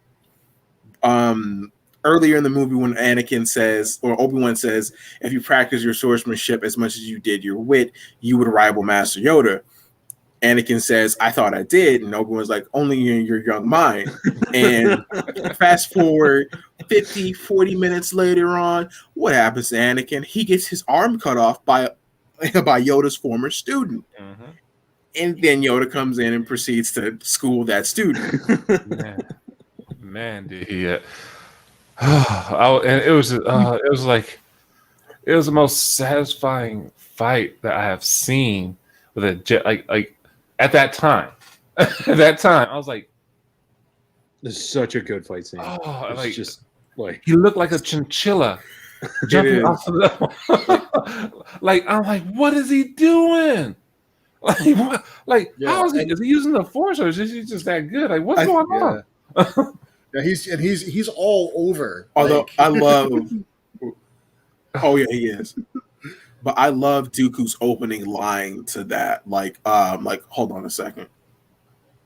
It is obvious that this contest cannot be decided by our knowledge of the Force, but by our skills with a lightsaber.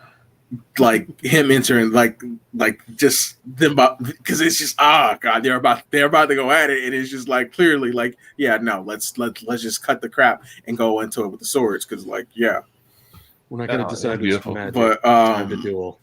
Yeah, no, that fight is nice. I love that fight. That fight was like. Well, what was that? Go ahead. Oh.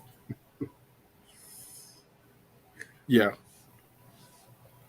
But that fight. Oh my gosh! Like Well, the fact that it comes on the heels of what was a pretty interesting like appetizer of Anakin and Kenobi going against Dooku and getting rocked. And so like we have this understanding that's like, oh man, he's really good.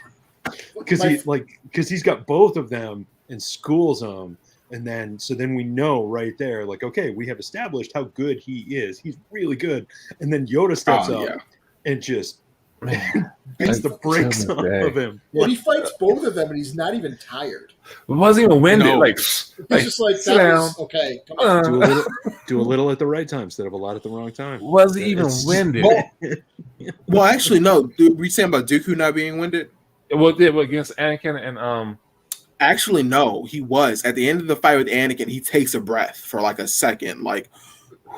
But then Yoda shows up and he's like, "Oh, wait a minute." But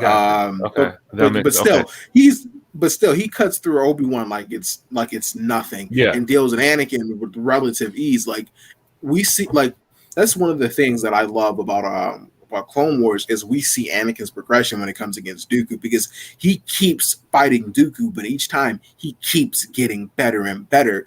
And I had like I guess a skirmish, if you will, on a couple of my videos about that, like when Anakin surpassed Dooku, and it's not at the fight in Revenge of the Sith. It's one of his fights before that, like yes, like I forget like what episode it was. No, it was the episode when Obi-Wan was pretending to be that bounty hunter. That fight is when you really see Anakin surpass Dooku. Like that because even still, you see Sheev make the most vile looking face you can imagine, just like, oh yeah, we caught him. Like this is like I know who's my new apprentice after Dooku, and it's just like, wow. Oh, you talking about when they're in like the room? I think I know what you're talking about, like the dining room. It's basically the first time.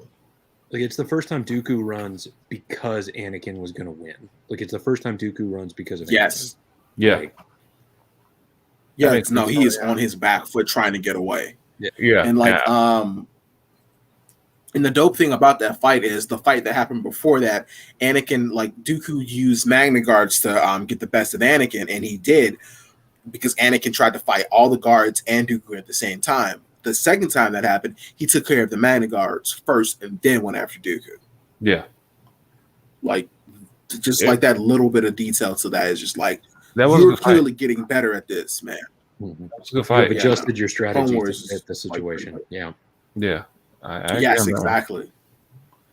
Anyone else want to touch on the Yoda versus Count Dooku fight?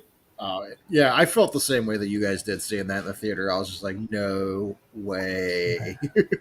And he just was like, and you like, it's the first time we've seen Yoda's lightsaber because he doesn't have it in the original trilogy. Like, you aren't expecting him to fight, and then when he does, you're not expecting him to fight like that.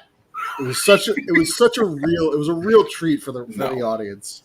That fast, that dynamic. Oh man. Like, oh god, and just the weight of it, just the fact that we see how skilled he really is, and no crap, he's been teaching for so long. Yeah. And do you guys know what happened to Yoda's lightsaber? Yeah. He got burnt. Yeah, no, I really hate Masamita. Like, he's burnt. Like, I can't stand it. I got a comic book, and I was like, oh, you messed up. Oh yeah, man.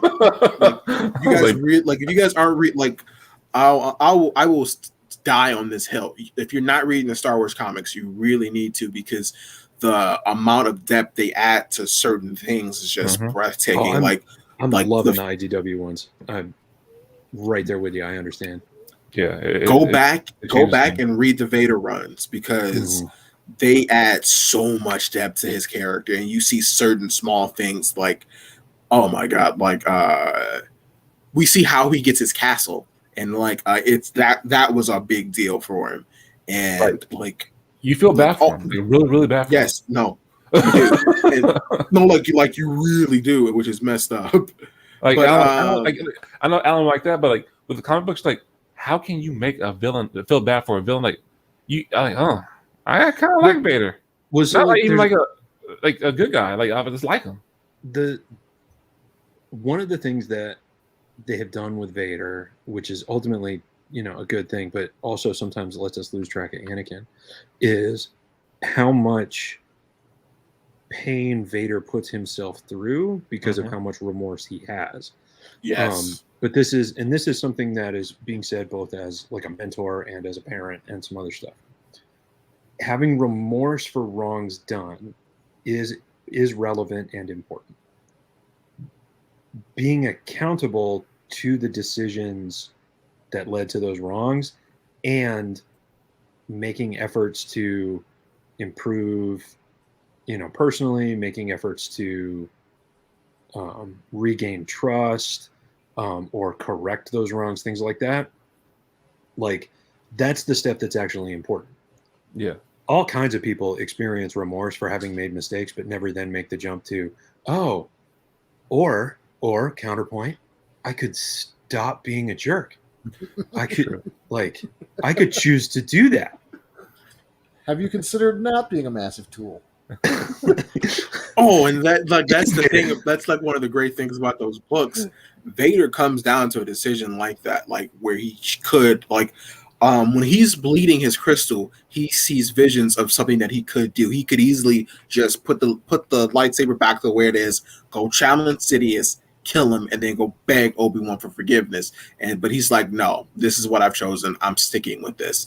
And it's just whoa, dude. Well, see, that part right there I'm glad you brought that up, because it's interesting you said it like that, because the way I looked at it and saw that panel is that that was the Kyber crystal fighting back, saying fighting back against Vader, saying when he's trying to bleed crystal, it's like, no, I'll fight you back and make you see that no, you are not this person. We could do this. Yes. Yeah. This would be hard. Like, absolutely. This would be hard, but we could do it. And Vader decided that it was easier to make himself miserable than apologize. Oh yeah.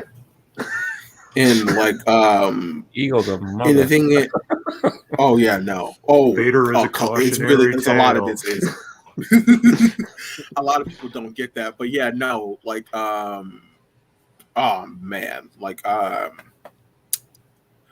the current Vader run, he has like when he that run, this run has been really phenomenal as of late, but he kind of slowly undone. Like the thing about Darth Vader, something I really want to touch on in a video, is Vader slowly undoes everything that Anakin ever did. Like a lot of his crucial things, like he just goes and sometimes it's not something he actively goes to do, but it just happens. And like, for example, in the previous run, he goes back. You guys remember in the Clone Wars arc on Mount Kava when we see like Princely Cha and whatnot. He goes back to Mount Kava as Vader and just wrecks things like terribly. And it's just like, it is bad. And in this current run, he has run in with Padme's handguards and handmaidens and whatnot, and anybody who's really served her. And he actually kills the person who showed him how to pilot. Like, it's bad. Sounds like Vader. Yeah, oh yeah, it does. Greg says, I thought Yoda saber was picked up by Yoda on his way out. No, he didn't. I think he picked his was his cane. No, he didn't actually. He didn't pick anything up. He didn't have the cane yet, or at least not in that context. What? He didn't have the cane. Wait, when he fought, after he fought him. After he fought who? Palpatine. Oh yeah, no, he did not. I don't think. Yeah, no, he did not have his cane in that. Like, or I think maybe I don't think he walked in with it. No, he didn't pick up his lightsaber. He just dropped it and never went back for it. And Masamita blew up his Yoda saber with like tons of other Jedi sabers, and that really upsets me because like it's like it is going with the narrative, like all this information about the Jedi is just lost, and because Sidious is a total prick, but like no, he is, and like that's the thing about it, like. The Jedi left Sith stuff around, or not around, but they didn't just try to delete them from history and whatnot. They were still there, and there were some Sith artifacts in the Jedi Temple. Sidious said, "No, Jedi, they don't exist. They're not a thing." And I like that for him being a villain, but I can't stand it at the same time because, like, I want more Jedi stuff. Yeah, and the reason he did that is because of things like Luke. Like, you don't want someone coming back and like putting some pieces together and coming after you. Like, if you really look at the Star Wars universe, totally. In the original trilogy, like the Jedi are basically wiped from the collective memory of the galaxy. Like, the people who remember them don't talk about them. Well, and so this whole generation of young people knows nothing. And that's also to deal with the fact that it wasn't that long between the end of Revenge of the Sith and the beginning of A New Hope, but Han Solo has the line, hokey religions and da-da-da-da-da. Like, it's because the way that it was framed for the original trilogy, because the amount of time between the end of one trilogy and the beginning of the other was pretty narrow. Like, it wasn't something where it was like, okay, we can have like multiple generations to remove this. We have to come up with a way that Palpatine was able to thought police this completely out of the public consciousness and out of like pop culture consciousness. Totally. Like, and so like, and the line to quote precisely is, "Ancient weapons and hokey religions are no match for a good blaster at your side, kid." Because he's always calling him kid. Yeah.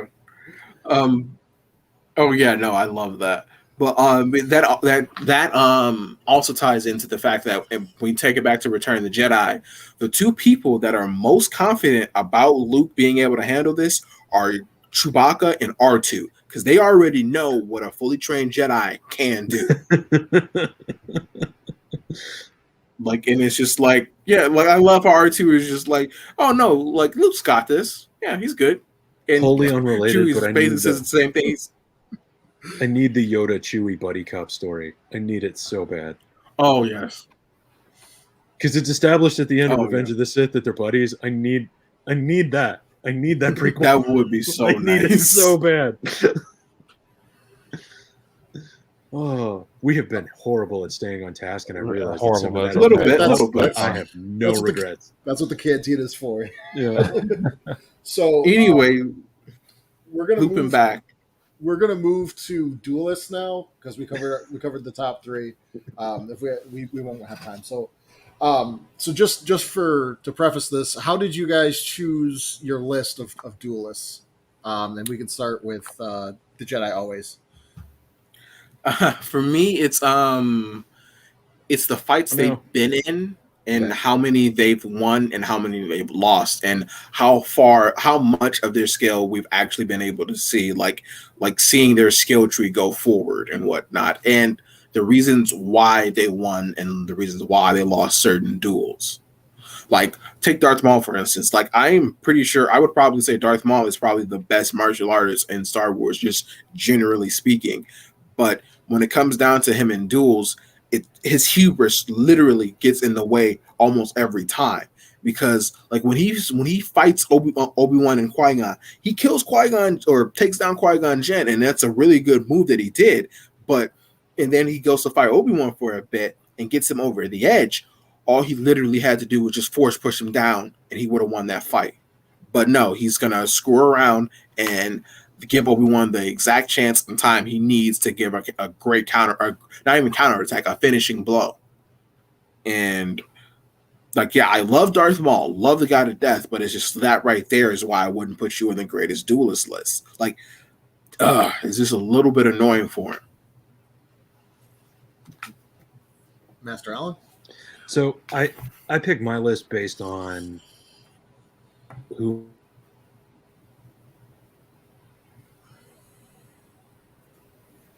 Did he freeze? Yeah, he froze. Okay. Am I back? There you go. Yeah, No. yeah. Slowly. And There so you go. I picked my list based on the people I'm most.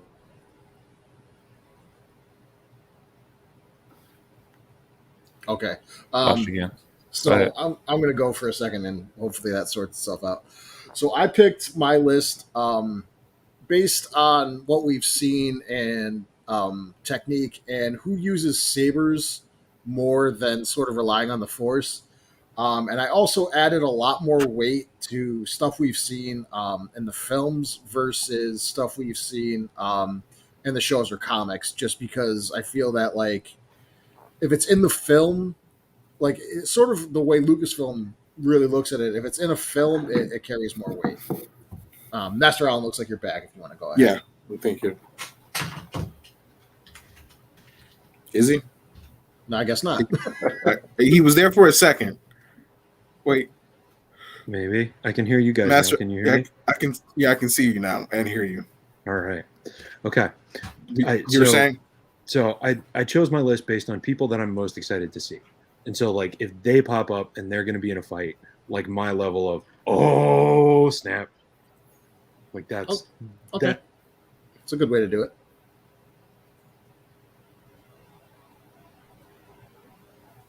Wait for me. so the... He's you're still freezing. Sorry. I'm back. There you go. So the two lightsaber duelists that were easiest for me to cut were Ki-Adi-Mundi.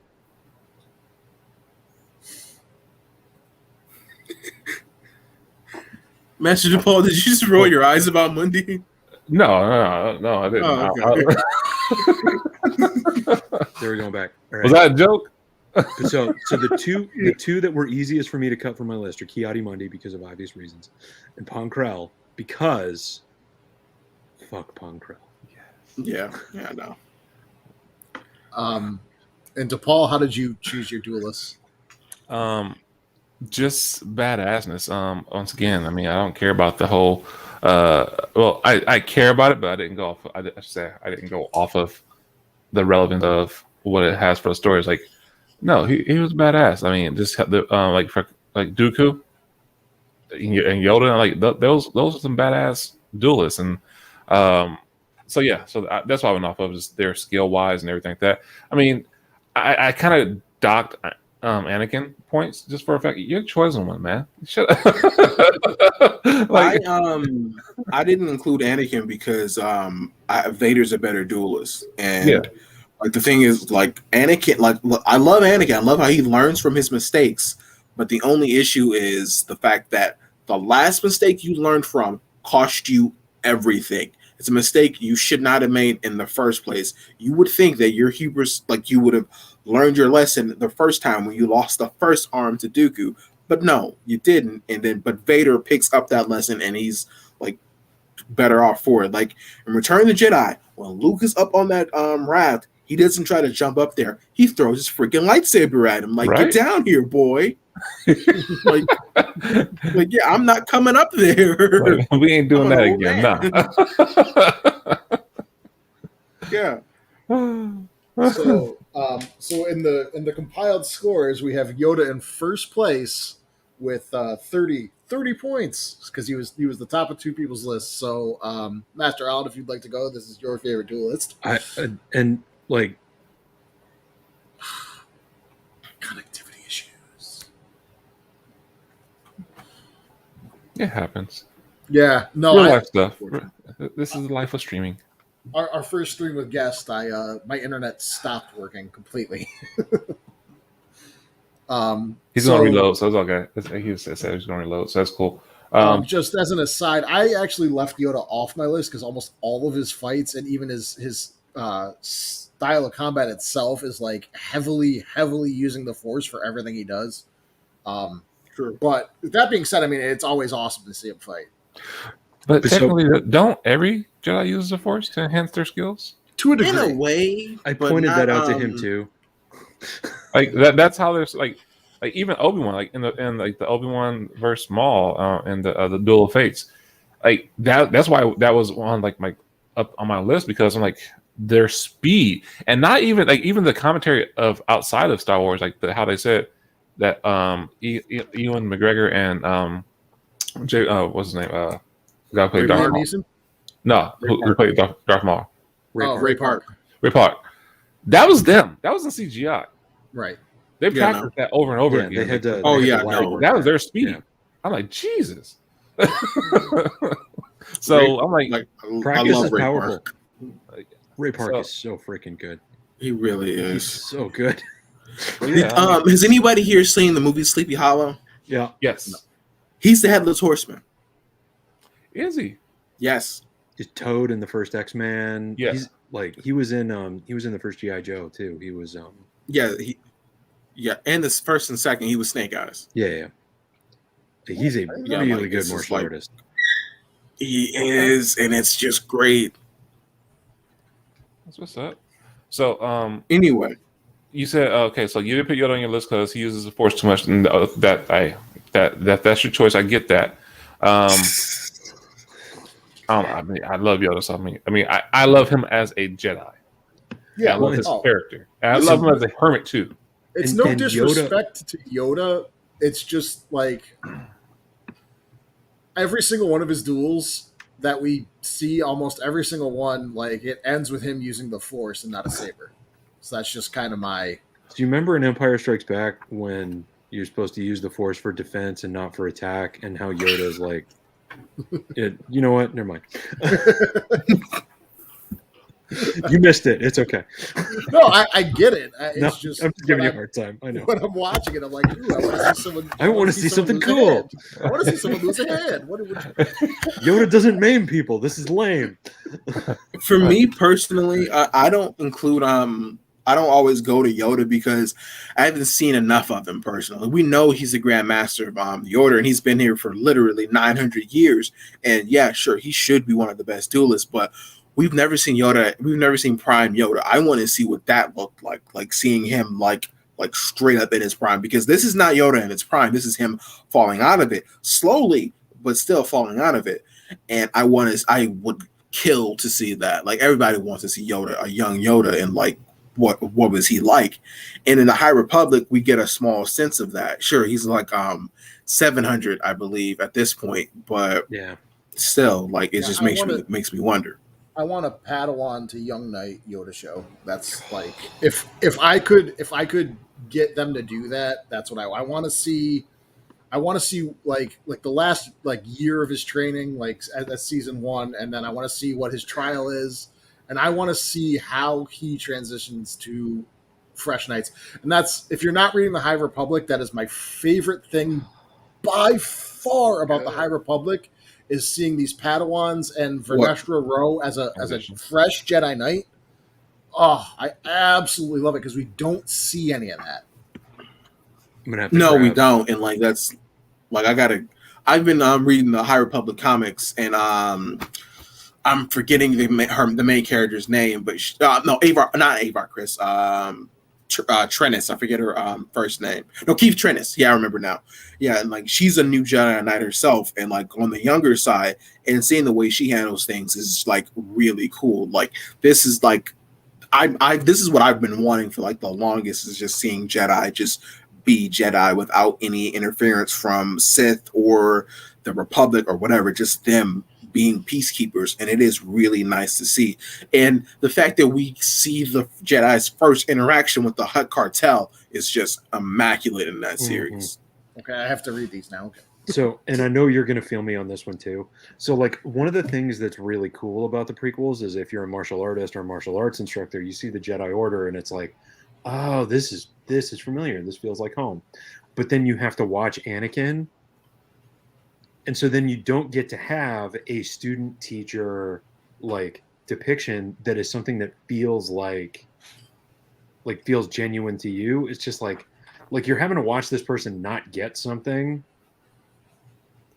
over and over and over again. And if you've been a martial artist and your instructor has had to help you make your head softer because you don't listen good, like you understand a little bit of the process of like not getting it and figuring it out, being a part of the path to mastery, so to speak, right?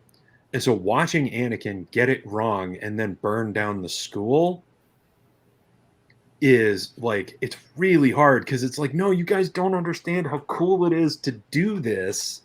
Like, I really want to have a teacher-student relationship that's sort of like Miyagi and Daniel-san rather than like Kenobi and Anakin. Like, I want to get to have a Jedi that is something like that. And the High Republic's full of it. It's we don't when you no, absolutely. And when you really think about the Jedi relationships and the student master relationships, none of them are kind of like that, like to their core. Like it's like a little bit of like, I don't know, it's just the back and forth between master and Padawan. It's like, it's different. It's never like it's always like siblings and whatnot. It's never that innate respect that that's in most martial art relationships. Sure, at the end of it, like when the way Obi-Wan and Anakin talk to each other is like, that's totally, I can totally see me talk, or not entirely see me talk to my instructor that way, but it's a more familiar relationship. Like it's gone, like we've had the time, but before it's just like it's a little much. And personally, I think Mace went, like I would love to see Mace and Depa Balaba, how that relationship would have worked. I would have liked to see Mace train Anakin personally. Man, I don't see Mace train anybody because his sternness. That would be interesting. That would be like, man, like, oh, I mean, and don't get me wrong, Mace is I think he's a great Jedi, great master. He's very stern into the books, but I believe he strays at times too for himself. Like, I'm not gonna go out of book on this one. I'm gonna do his best. So he just has that more militant stance. But so like part of everybody's impression of Mace Windu is colored by the fact that we are only, for the most part, we're only interacting with Mace Windu through Anakin. Mm. And at the time, Anakin is like, no, I'm really, really good. You need to respect me. And Mace Windu is like, listen, kid, you're very good. Your head is a brick. And I have tried.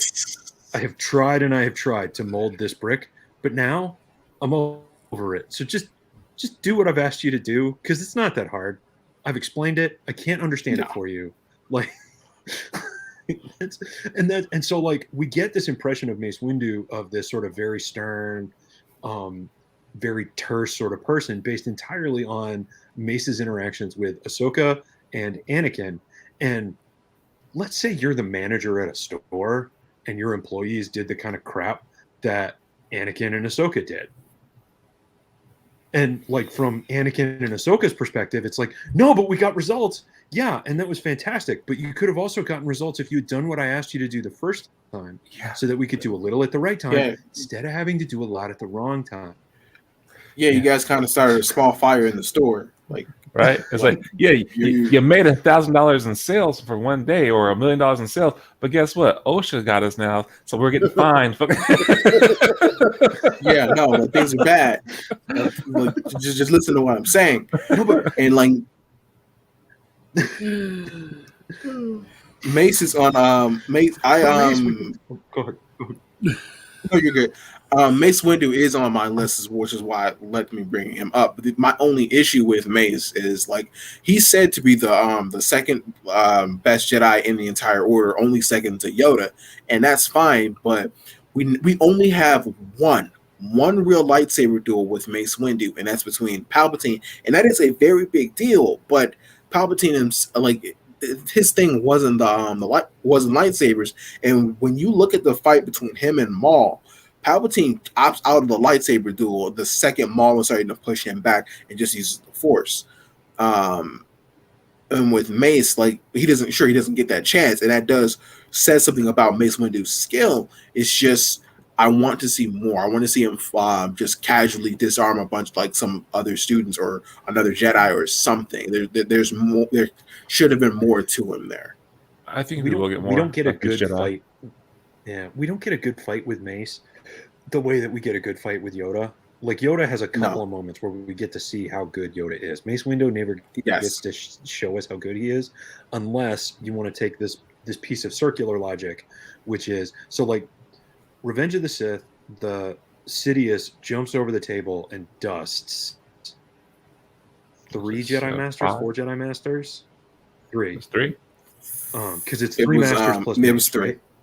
Yeah, Kit Fisto. Because it's Ki-Adi-Mundi. Yeah. Or Kit Fisto. Yeah.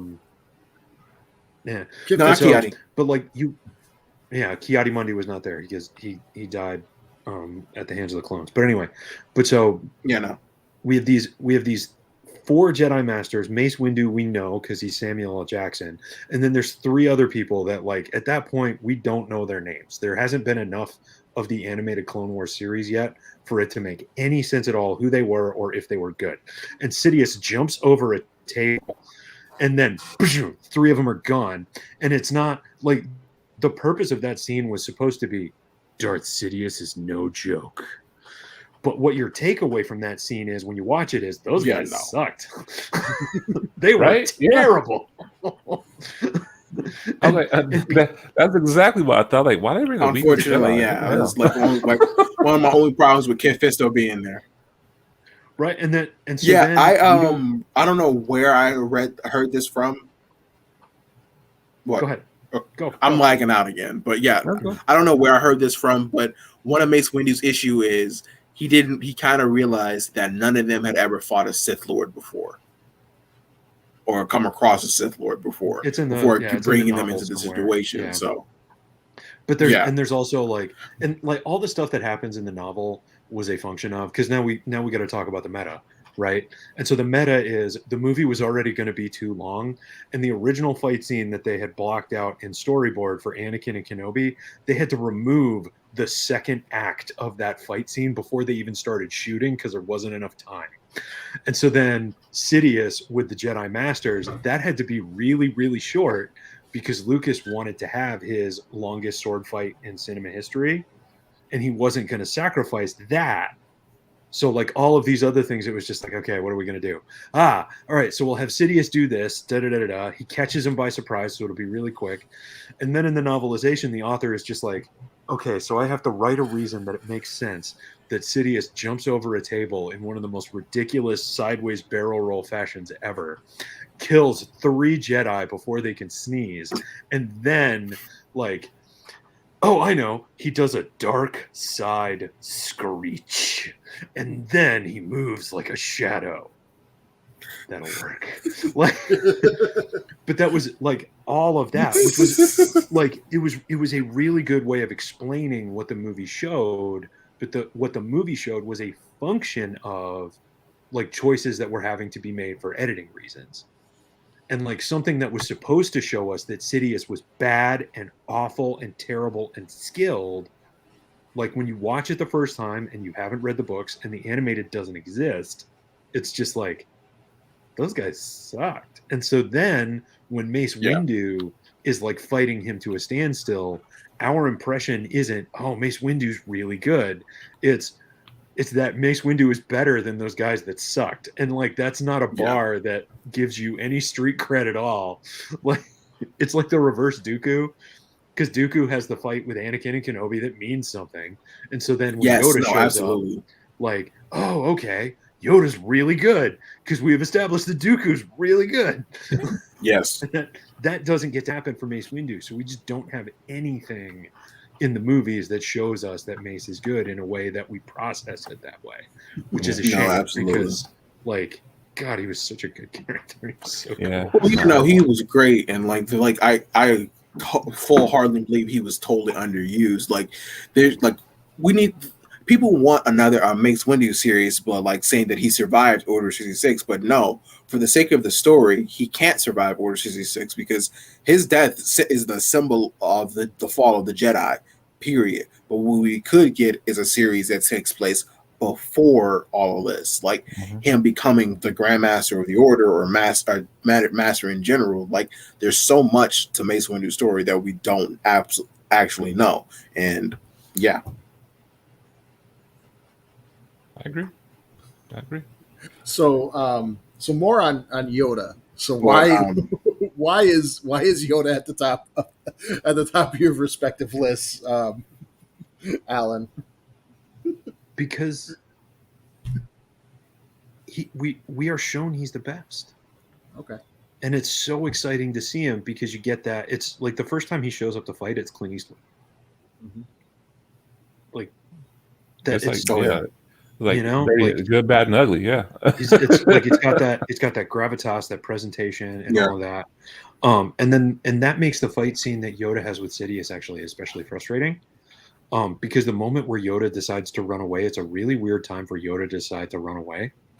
I thought so too. I was like, why are you leaving? I was like, is this like the Force telling you leave, or like? Because I'm like, bro, you know you better than him. And it's like up to this point, it's either been really close or you've been better. Like like this, absolutely. This whole fight, it's either been really close or Yoda's been better, and then Sidious wins functionally on a trick that he's not going to be able to do again because he surprises Yoda with something. And so, like once you get surprised by it once, you're not going to get surprised by it twice because it's like, okay, I know how this is going to go. Yeah, and so like it was that to me was like it was really weird. And it's another one of the things because like Revenge of the Sith is just full of moments where you have to be like, oh yeah, Lucas was running out of time, and he needed to not make a decision that would make it so that he had to remake the original trilogy because he couldn't do that, so it had to plug in, and so then Yoda's got to run there, even though it doesn't make sense that Yoda should have had to run there, and it's just like Padme's character throughout all of the movie, it's the same thing. Like Padme's character does not make sense. After you watch the first two movies, like it's just you watch the first two movies, and then whether you watch the animated or not, the animated actually makes it even worse. Because like if you watch the first two movies and the animated, and then Revenge of the Sith, it's like, is this her twin? And they like swapped her? Like what happened here? But that's like it is like a drawing transition. Lucas was running out of time. He just like he had to make choices to preserve Anakin's arc, and everybody gets sacrificed on the altar of Anakin's arc. Like it just they really do. Like I'm pretty sure everyone knows about the scene that they cut for Padme, like at or the couple of scenes that they cut for Padme, or with her meeting with the Separatists, as well as like when she meets Anakin on Mustafar, she has a knife to the back of his neck. I didn't know that part. But- Oh yeah, no, like in the original scripts for Revenge of the Sith, she was gonna was prepared to kill him, but just couldn't do it because it's Anakin. Like she just couldn't bring herself to it. But like I think if you like, I don't know if it's still in there, but like if you look at it again, she kind of brings her hand to the back of his neck, like she was prepared to. But yeah, Remind me to tell you about my idea of a what if for Star Wars after we get done with this. Revenge of the Sith. There's a lot of inflection points on that plot line. yeah. Anyway, back to everybody's top duelist. I'm sorry. I'm so sorry. So, That's all good. Our everybody's second favorite, the way the rankings worked out, was Count Craig Dooku. Is his name really Craig? No, that's a Julia Christine thing. Oh. I've adopted it as headcanon. I was like, Craig, what the hell? Like, out of Star Wars, Craig. I was like, okay. By our knowledge of the Force and by our skills with the lightsaber. So I had Dooku at the top of my list. Okay. And the thing about Dooku is we see almost more of him than anybody else. Especially At least a Sith. Yeah. Yeah, like we see he's the face of the Separatists. Yeah, so we see him in that duel in Attack of the Clones where he just wipes the floor with Obi-Wan and Anakin, and it's mostly Anakin's fault. And then we see him again do the same thing at the beginning of Revenge of the Sith, where he just again takes out Obi-Wan. Like, see you later. And then we see him throughout the Clone Wars taking on not only Obi-Wan and Anakin, but multiple opponents. Like, he is like, people talk about people they want to see in their prime. Dooku in his prime, like, you can't tell me he's not the best duelist in Star Wars in his prime. I don't care what you say about Yoda. Like, the only reason you see him really lose fights is because he's an old man who can't keep up with his opponent anymore. Like, yes, that's what it comes down to. Yoda's like 800 years old. Yeah. Yeah, but Yoda's Yoda. I'm just saying, like, having Dooku play the old man card, like, I'm just like clearly, Dooku's age is caught up to him quicker than Yoda's. Just the because finesse. Yoda's not evil, Right. Like, And one of the things about Dooku is the reason he's at the top of the list is the reason that Anakin's not on my list is when you watch Anakin fight, it's like you said, he's just doing a lot all the time. If you get Anakin to the point where he can't overpower his opponent when he's fighting someone who's not stronger or faster than him, he doesn't win for the most part. And that's why I love Dooku, because it doesn't matter who he's fighting. He's so skilled and he's so intelligent that he ends up either winning or living to fight another day. They choreograph his stuff really interestingly, especially in the animated. Like they really did, because he was a very unique. he was a fighter. fencer. Like even in the Clone Wars, I'm like, 'cause I get that the actor, I forget his name, Christopher Lee. Christopher Lee, thank you. That he was an actual fencer. And but so much more than an actual fencer. That dude was, oh my god, he was awesome. He was literally the most interesting man in the world. He really was. Yeah, he was good. He was SAS. He had a metal band.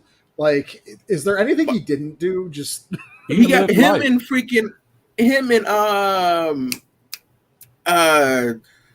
Tarkin's actor. I forget his name. I think Peter Cushing. Peter Cushing. Yeah, Peter Cushing. They got kicked out of a freaking Looney Tunes movie because they were laughing so loud. Wow. He's yes, imagine that. I can't. Laughing at a cartoon movie and get kicked out. Yes, just imagine that for a second. These two actors, these two great men, getting kicked out of a movie because they're laughing so freaking loud. He was drinking buddies with J.R.R. Tolkien. there's just so much. Like Christopher Lee's life is just so ridiculous. Do you know what it sounds like when someone gets stabbed in the back? Because I do. Like Right, yeah. That's not how that Peter sounds. Jackson has that story. Okay, you go with that. And he's given the character direction. Okay, so he's going to stab you, and this is what I want you to do. And then Christopher Lee interjects, and it's like, no, that's not what people do when you stab them in the back. This is what happens. He's like, well, how do you know that? Well, I stab people in the back. Like, In case you were no, wondering, I used to if do he this asked for a for a living. raise, give it to him. Oh, Yes, yeah, direct no, like descendant you of pay that, man. You Charlemagne, like so much stuff. So ridiculous. Yeah, no, like but I mean, my thing for Count Dooku as being he's my number 2 is just for the fact that his finesse. It has nothing to do with his age. It's just his finesse with his Yes. style. I know that anybody can do a style and try to mimic a style, but it's how you do it. And his finesse with it, it was just, and even with his curved lightsaber, like, it was just like, it was art. So I'm like, man, like, because I was going to get It that, is. and I was like, you know what? I'm not going to get that because that looks like it'll hurt my wrist. So I'm All the ones that are based on characters are not like they're not. oh no. There's just a lot of right angle metal. That's the problem. There's just lots of right angle metal. Yeah. Like, it's not that they're not usable, because they're usable. It's just like, and some of them are worse than others. But in order to make it look cool, you have to put stuff on it that Raffles. gets in the way. Gotcha. This Okay. thing Yeah. is awful. Although, like, I'd say like the best hilt, like the hilt design is the Darksaber, like, period. Like, that thing is very, like, those things are like, every Darksaber I've held is just very comfortable to use. Like, it's just, Tar Vizsla knew what he was doing when he made his lightsaber. That's the story I want. In October. Yeah, I set you up. I set you up when we knock him down. That's how we do it. Sounds good. So, All right, so who do we got after Dooku? Anyway, what we got next? After Dooku is Vader. oh my Really? man. Yep, that's how the points were. Yeah, no, I say Vader is Vader's my number 1 duelist because, like I was saying before, that he learned from Anakin's mistakes. You take all of the experience and skill that Anakin has, but you drop that hubris, and that's what Vader is. It's all of that skill, all of that finesse, that strength. Like, he's clearly taken some pages out of Dooku's book, like when he disarms Luke the first time, like that just simple twirl, and he's just like, yeah. And oh my god, like, his progression is just so good. Like, that's the thing of why I say Vader is the best, is because we've seen him at his worst and whatnot. And Anakin was always had like talent with this, but he lacked the skill and the experience. We see that with Dooku. And then you give him the experience of the Clone War, and then you give him someone like an adversary to meet, that being Dooku. Like, it just adds up and up and up. And then you have him humiliated by his master, giving a huge chip on his shoulder, saying that even though you were this good, he was better than you, or rather, he was smarter than you, and you got to do something about it.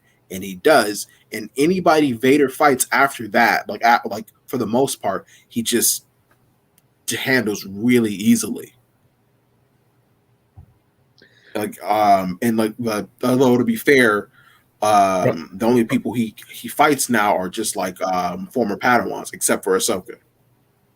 Well, from what stage? Because when He does fight that one old master, doesn't he? yeah, he gets his lightsaber, he got his ass whooped. Yeah, he does. Yeah.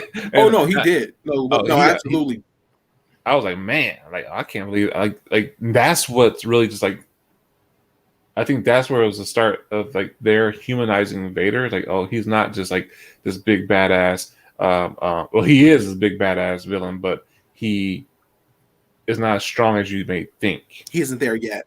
Yes, and what I love is that they make it so that, hey, yes, he's good, but guess what? There is somebody better.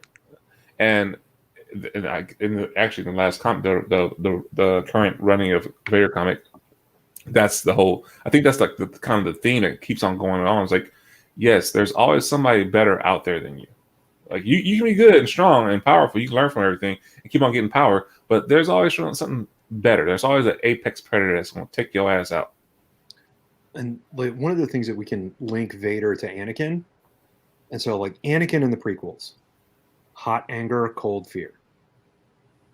Okay, Vader is all cold angry.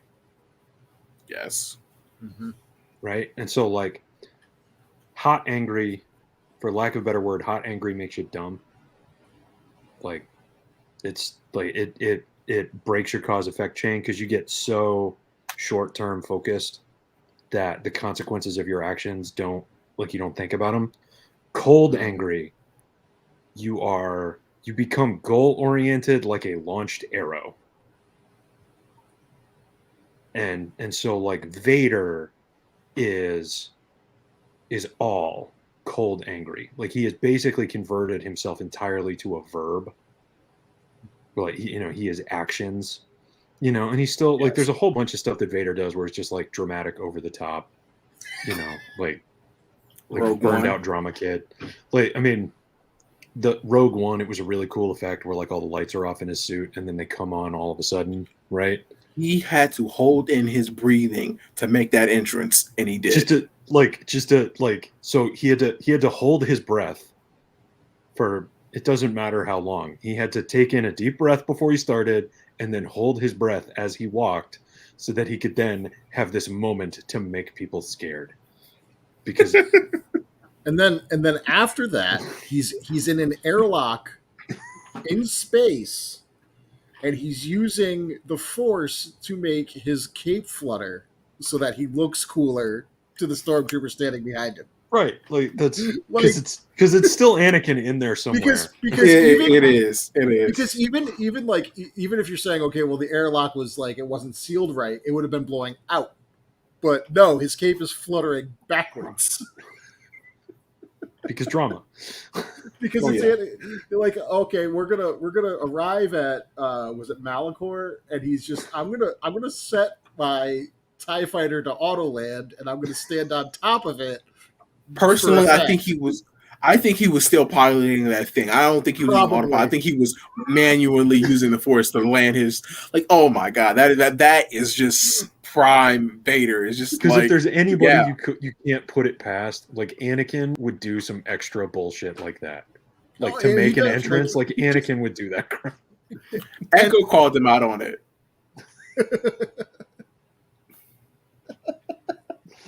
So and the thing is like with Anakin, it's like you're just being an ass. With Vader, it's for a purpose because like 90% of what Vader does is make you too scared to fight him. Oh yes, like one of my favorite lines is when he when Ezra tries to run up on him and he's just like, "I don't fear you, then you'll die braver than most," and it's just like, oh no, that one. That was like, oh goddamn, who's this person? Yeah, like oh my god, he is gonna kill me without hesitation. He has some like, which one was that one? He's like, all I see is a field of fear and dead men. Yeah, I was like that. Oh my god, that scene. Like no, like that right there is why you need to read the Vader comics because it's just so boss because they just run up on him like Darth Vader. We have you surrounded. It's like the only thing I'm surrounded by is fear and dead men, and then just proceeds to go to work. And it's not just like him swinging his lightsaber aimlessly. He was so methodical about taking out all of these rebels, and it's just like, oh no, we can't fight this guy. The other entrance that I love that I wish was in film instead of where it is. Who's played Fallen Order? I have not, but I know the story. I haven't played Fallen Order, but I have sought out on YouTube the entirety of the story options. So the end of Fallen Order, where he shows up and Seer just it's him. Like she's shitting a brick. She doesn't say his name. She kind of knows who he is, but it's him. We got to get the fuck out of here. And the fact that they don't make him a fightable. Right. Yeah, and I like that. Like Cal Kestis should not be fighting Darth Vader. As much as I love Cal, he should not be fighting Darth Vader. Yeah, no, the only people that should even think about it would be Jedi Knights, and at this point, they're all dead. Yeah, and Ahsoka fights him, and she does pretty well. But no, she does pretty well. She holds. She holds her own. She almost kills him. She's like an inch away from killing him. Well, no, she gets a good. She gets a good hit in that fight. No, go ahead. No. I'm like, I'm trying to decide if I agree with him or not. Like, go ahead. Okay, here's the thing.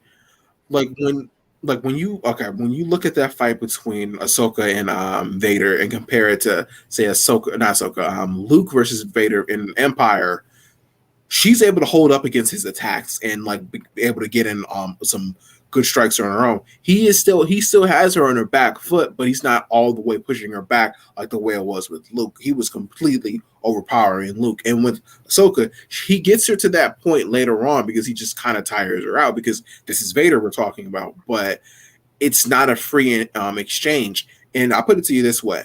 Maul didn't want to fight Vader. He was trying to do his best to avoid him as much as he could. Yes, exactly. He knew better. And Ahsoka did stand up to him. And it's like he is like I said, he is totally dominating that fight, but she does better than a lot of people could have. And it's it goes to show what I got to be 5 minutes, guys. I'm sorry. It's, right. my kids are going to wake up in the morning and I'm going to have to be a dad. So yeah. Oh, no, you're good. I got 5 minutes. We can move on to the next up is Kenobi. Yeah. So who wants to talk about Kenobi? I'll do it. All right. Yeah, go ahead. Run us, man. Run it.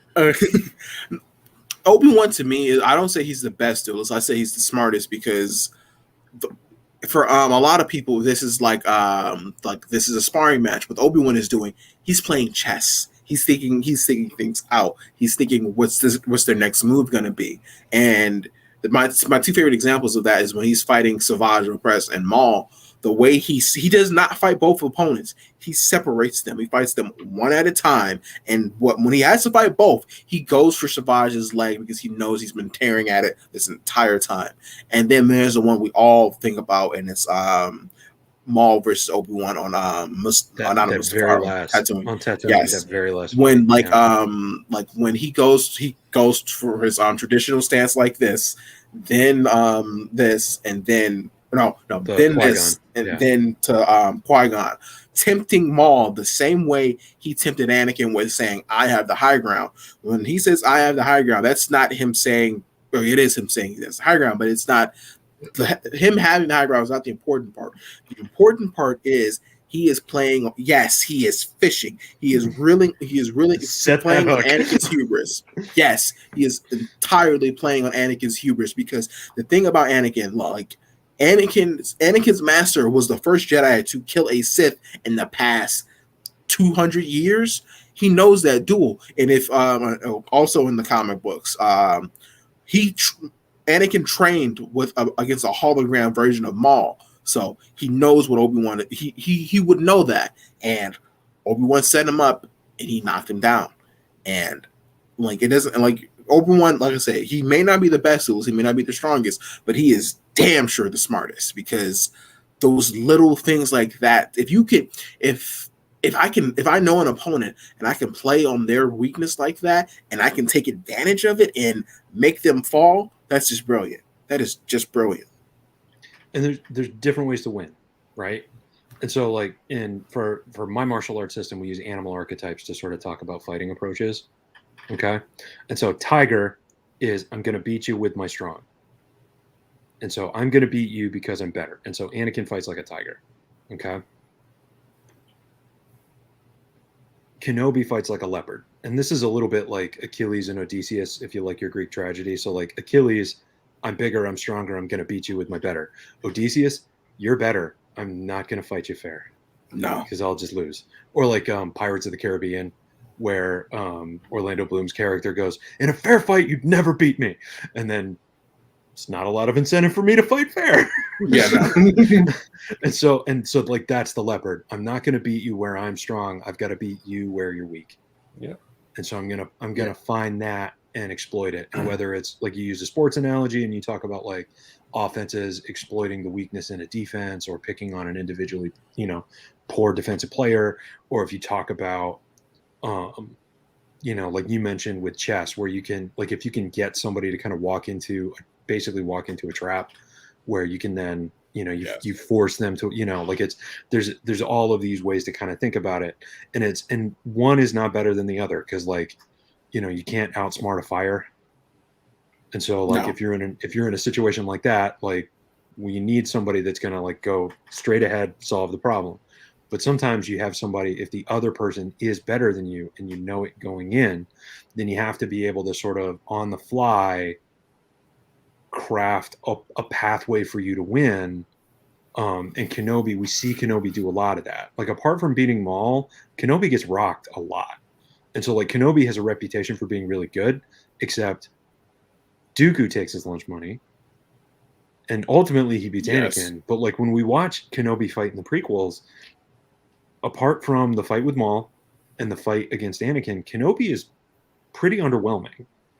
But those two fights, he's really exceptional. And in both cases, he's able to take advantage of the hubris in the other person that, like, he's not able to do that with Dooku because Dooku's not, he doesn't have that burden. He has a different kind of an arrogance that brought him to the dark side. Dooku's better and he knows it is the thing. And he got that way through years of hard work. And like, Maul and Anakin are both like do a lot at the wrong time, but it doesn't matter because I'm better. And Dooku is definitely a do a little at the right time. And that's like, it's really hard to out chess somebody that's already a chess master. That's why I put Kenobi at number 2. So when you see him in The Phantom Menace, and I think Attack of the Clones, I'm not sure about the timeline, but he's using Form 4 because that's what Qui-Gon taught him to use, because that's what Qui-Gon did. And then he realizes, like, hey, this isn't for me. I'm not strong enough or young enough to do this. My strengths lie elsewhere. And he picks up Ceresu. And he becomes the Ceresu master. And so instead of using strength and the Force and speed to beat his opponents, he uses his defense and his brain. And like the thing I love about him is that every single one of his fights, he's always talking to his opponent to get them to focus on something other than the fight. Yeah, he's totally prodding and poking at them, and it's just like absolutely that. But yes. All right, yeah, we didn't get through all of this, and we are way over time. Thank you for everybody who's still in the chat, everybody who came out. No, yeah, it is a long one. But yeah, thank you for everybody who's in the chat. Thank you for all the support. The Jedi always. Thank you, sir, for hopping on. Master Allen, thank you. I know you had to hop off sooner, but thank you for hopping on. As always, we do appreciate this. This is a great topic, and we can go on. Obviously, we did. But just to knock it out real fast, the top duels were Yoda, Count Dooku, Darth Vader, Obi-Wan, Ahsoka Tano, Maul, Luke Skywalker, Asajj Ventress, tied with Mace Windu at 8. So those just all the ranking points. Those aren't basically saying that they're overall the top duelists, but this for the ranking scores of how we did this podcast today. That's how everything was for the 4 panelists on here today. But yes, we would love to hear your comments. If you're watching this later on, who do you think is your top duelist and your top Jedi fight, or I should say lightsaber duel? But yeah, what did you say, Jedi? Always. Oh no, I was just saying thank you for having me because this was great. I don't always get to talk Star Wars with a lot of people, and like my favorite thing about Star Wars is lightsaber duels and whatnot. Yes. And like like like talking about this more made me realize like one of my favorite duels was Sabine versus Gar Saxon. That fight is like really good, and it's Right. not even between Jedi. Yeah. Like it's just like again, this is why I want to see Tar Vizsla, but still like talking about it allows you to process things a bit more and get things out. And Uh, it's always good, especially when you can hear somebody else talk about it too. You Oh, know, yeah. Yes, and not be toxic about it. yeah. Absolutely. Absolutely, man. Which is That's key right there. which is a rare quality these days. But yeah, I mean, so thank you. I appreciate we do appreciate you hopping on or joining us. I'm even hopping on, joining us for a visit at the Cantina. You are always welcome, my friend. And before we go out, we're going to do a quick round. The Jedi always, where can people find you? Oh, you can find me on TikTok under the Jedi underscore always, and on Instagram as well, the Jedi always, with those underscores where there are. But Awesome. yeah, Awesome. I haven't posted anything on Instagram yet, but I will. Okay, awesome. Export Gamer Skills. I am xcoregamerskillz literally everywhere, every social media. That's where I am. I don't have Instagram, but you know that is what it is. And there's going to be more content to follow. Like I said, we've had quarantine this week, so I had to push some stuff back. I was going to start Twitch this week, but that'll happen, next week after. Okay. Cool. No worries. Gotta do what you gotta do. For me, Jedi Master Depaul, you can find me here on the Cantina, Conspiracy Cantina, every bi-weekly, with my co-host and dyad and host of the Conspiracy Cantina, Export Gamer Skills, along with any guests that we have in the future. Also, you can find me on TikTok doing Star Wars content, talking about Star Wars, trolling trolls, fighting a good fight, make sure the toxicity ends, or getting rid of it. Trolling a dyad, you know. Yeah, what is it? Trolling a dyad. I mean, a good debate with a dyad. Yes, that is going to be. If you guys haven't seen what we're talking about, it will be a conspiracy cantina topic. I'm looking at points for that one, and you have to stay tuned for that one because we're not getting to that right now. But yes, so thank you everyone for joining us. This was a long one, but hey, it was always a good one. So no matter what, a good talk about Star Wars is always a excellent talk. And as long as it's positivity and we're having a good time, that's all that matters. Because if something is that can bring us together, enjoy it, right? So with that said, so until the next one, in 2 weeks, we're going to end this podcast. Episode 8 is coming to an end and a close. So until the next one, Yup, never for life. you're up and up for life. All right, guys. Thank you again. And may the force be with you. Yes. We appreciate you guys, and see you at the Cantina.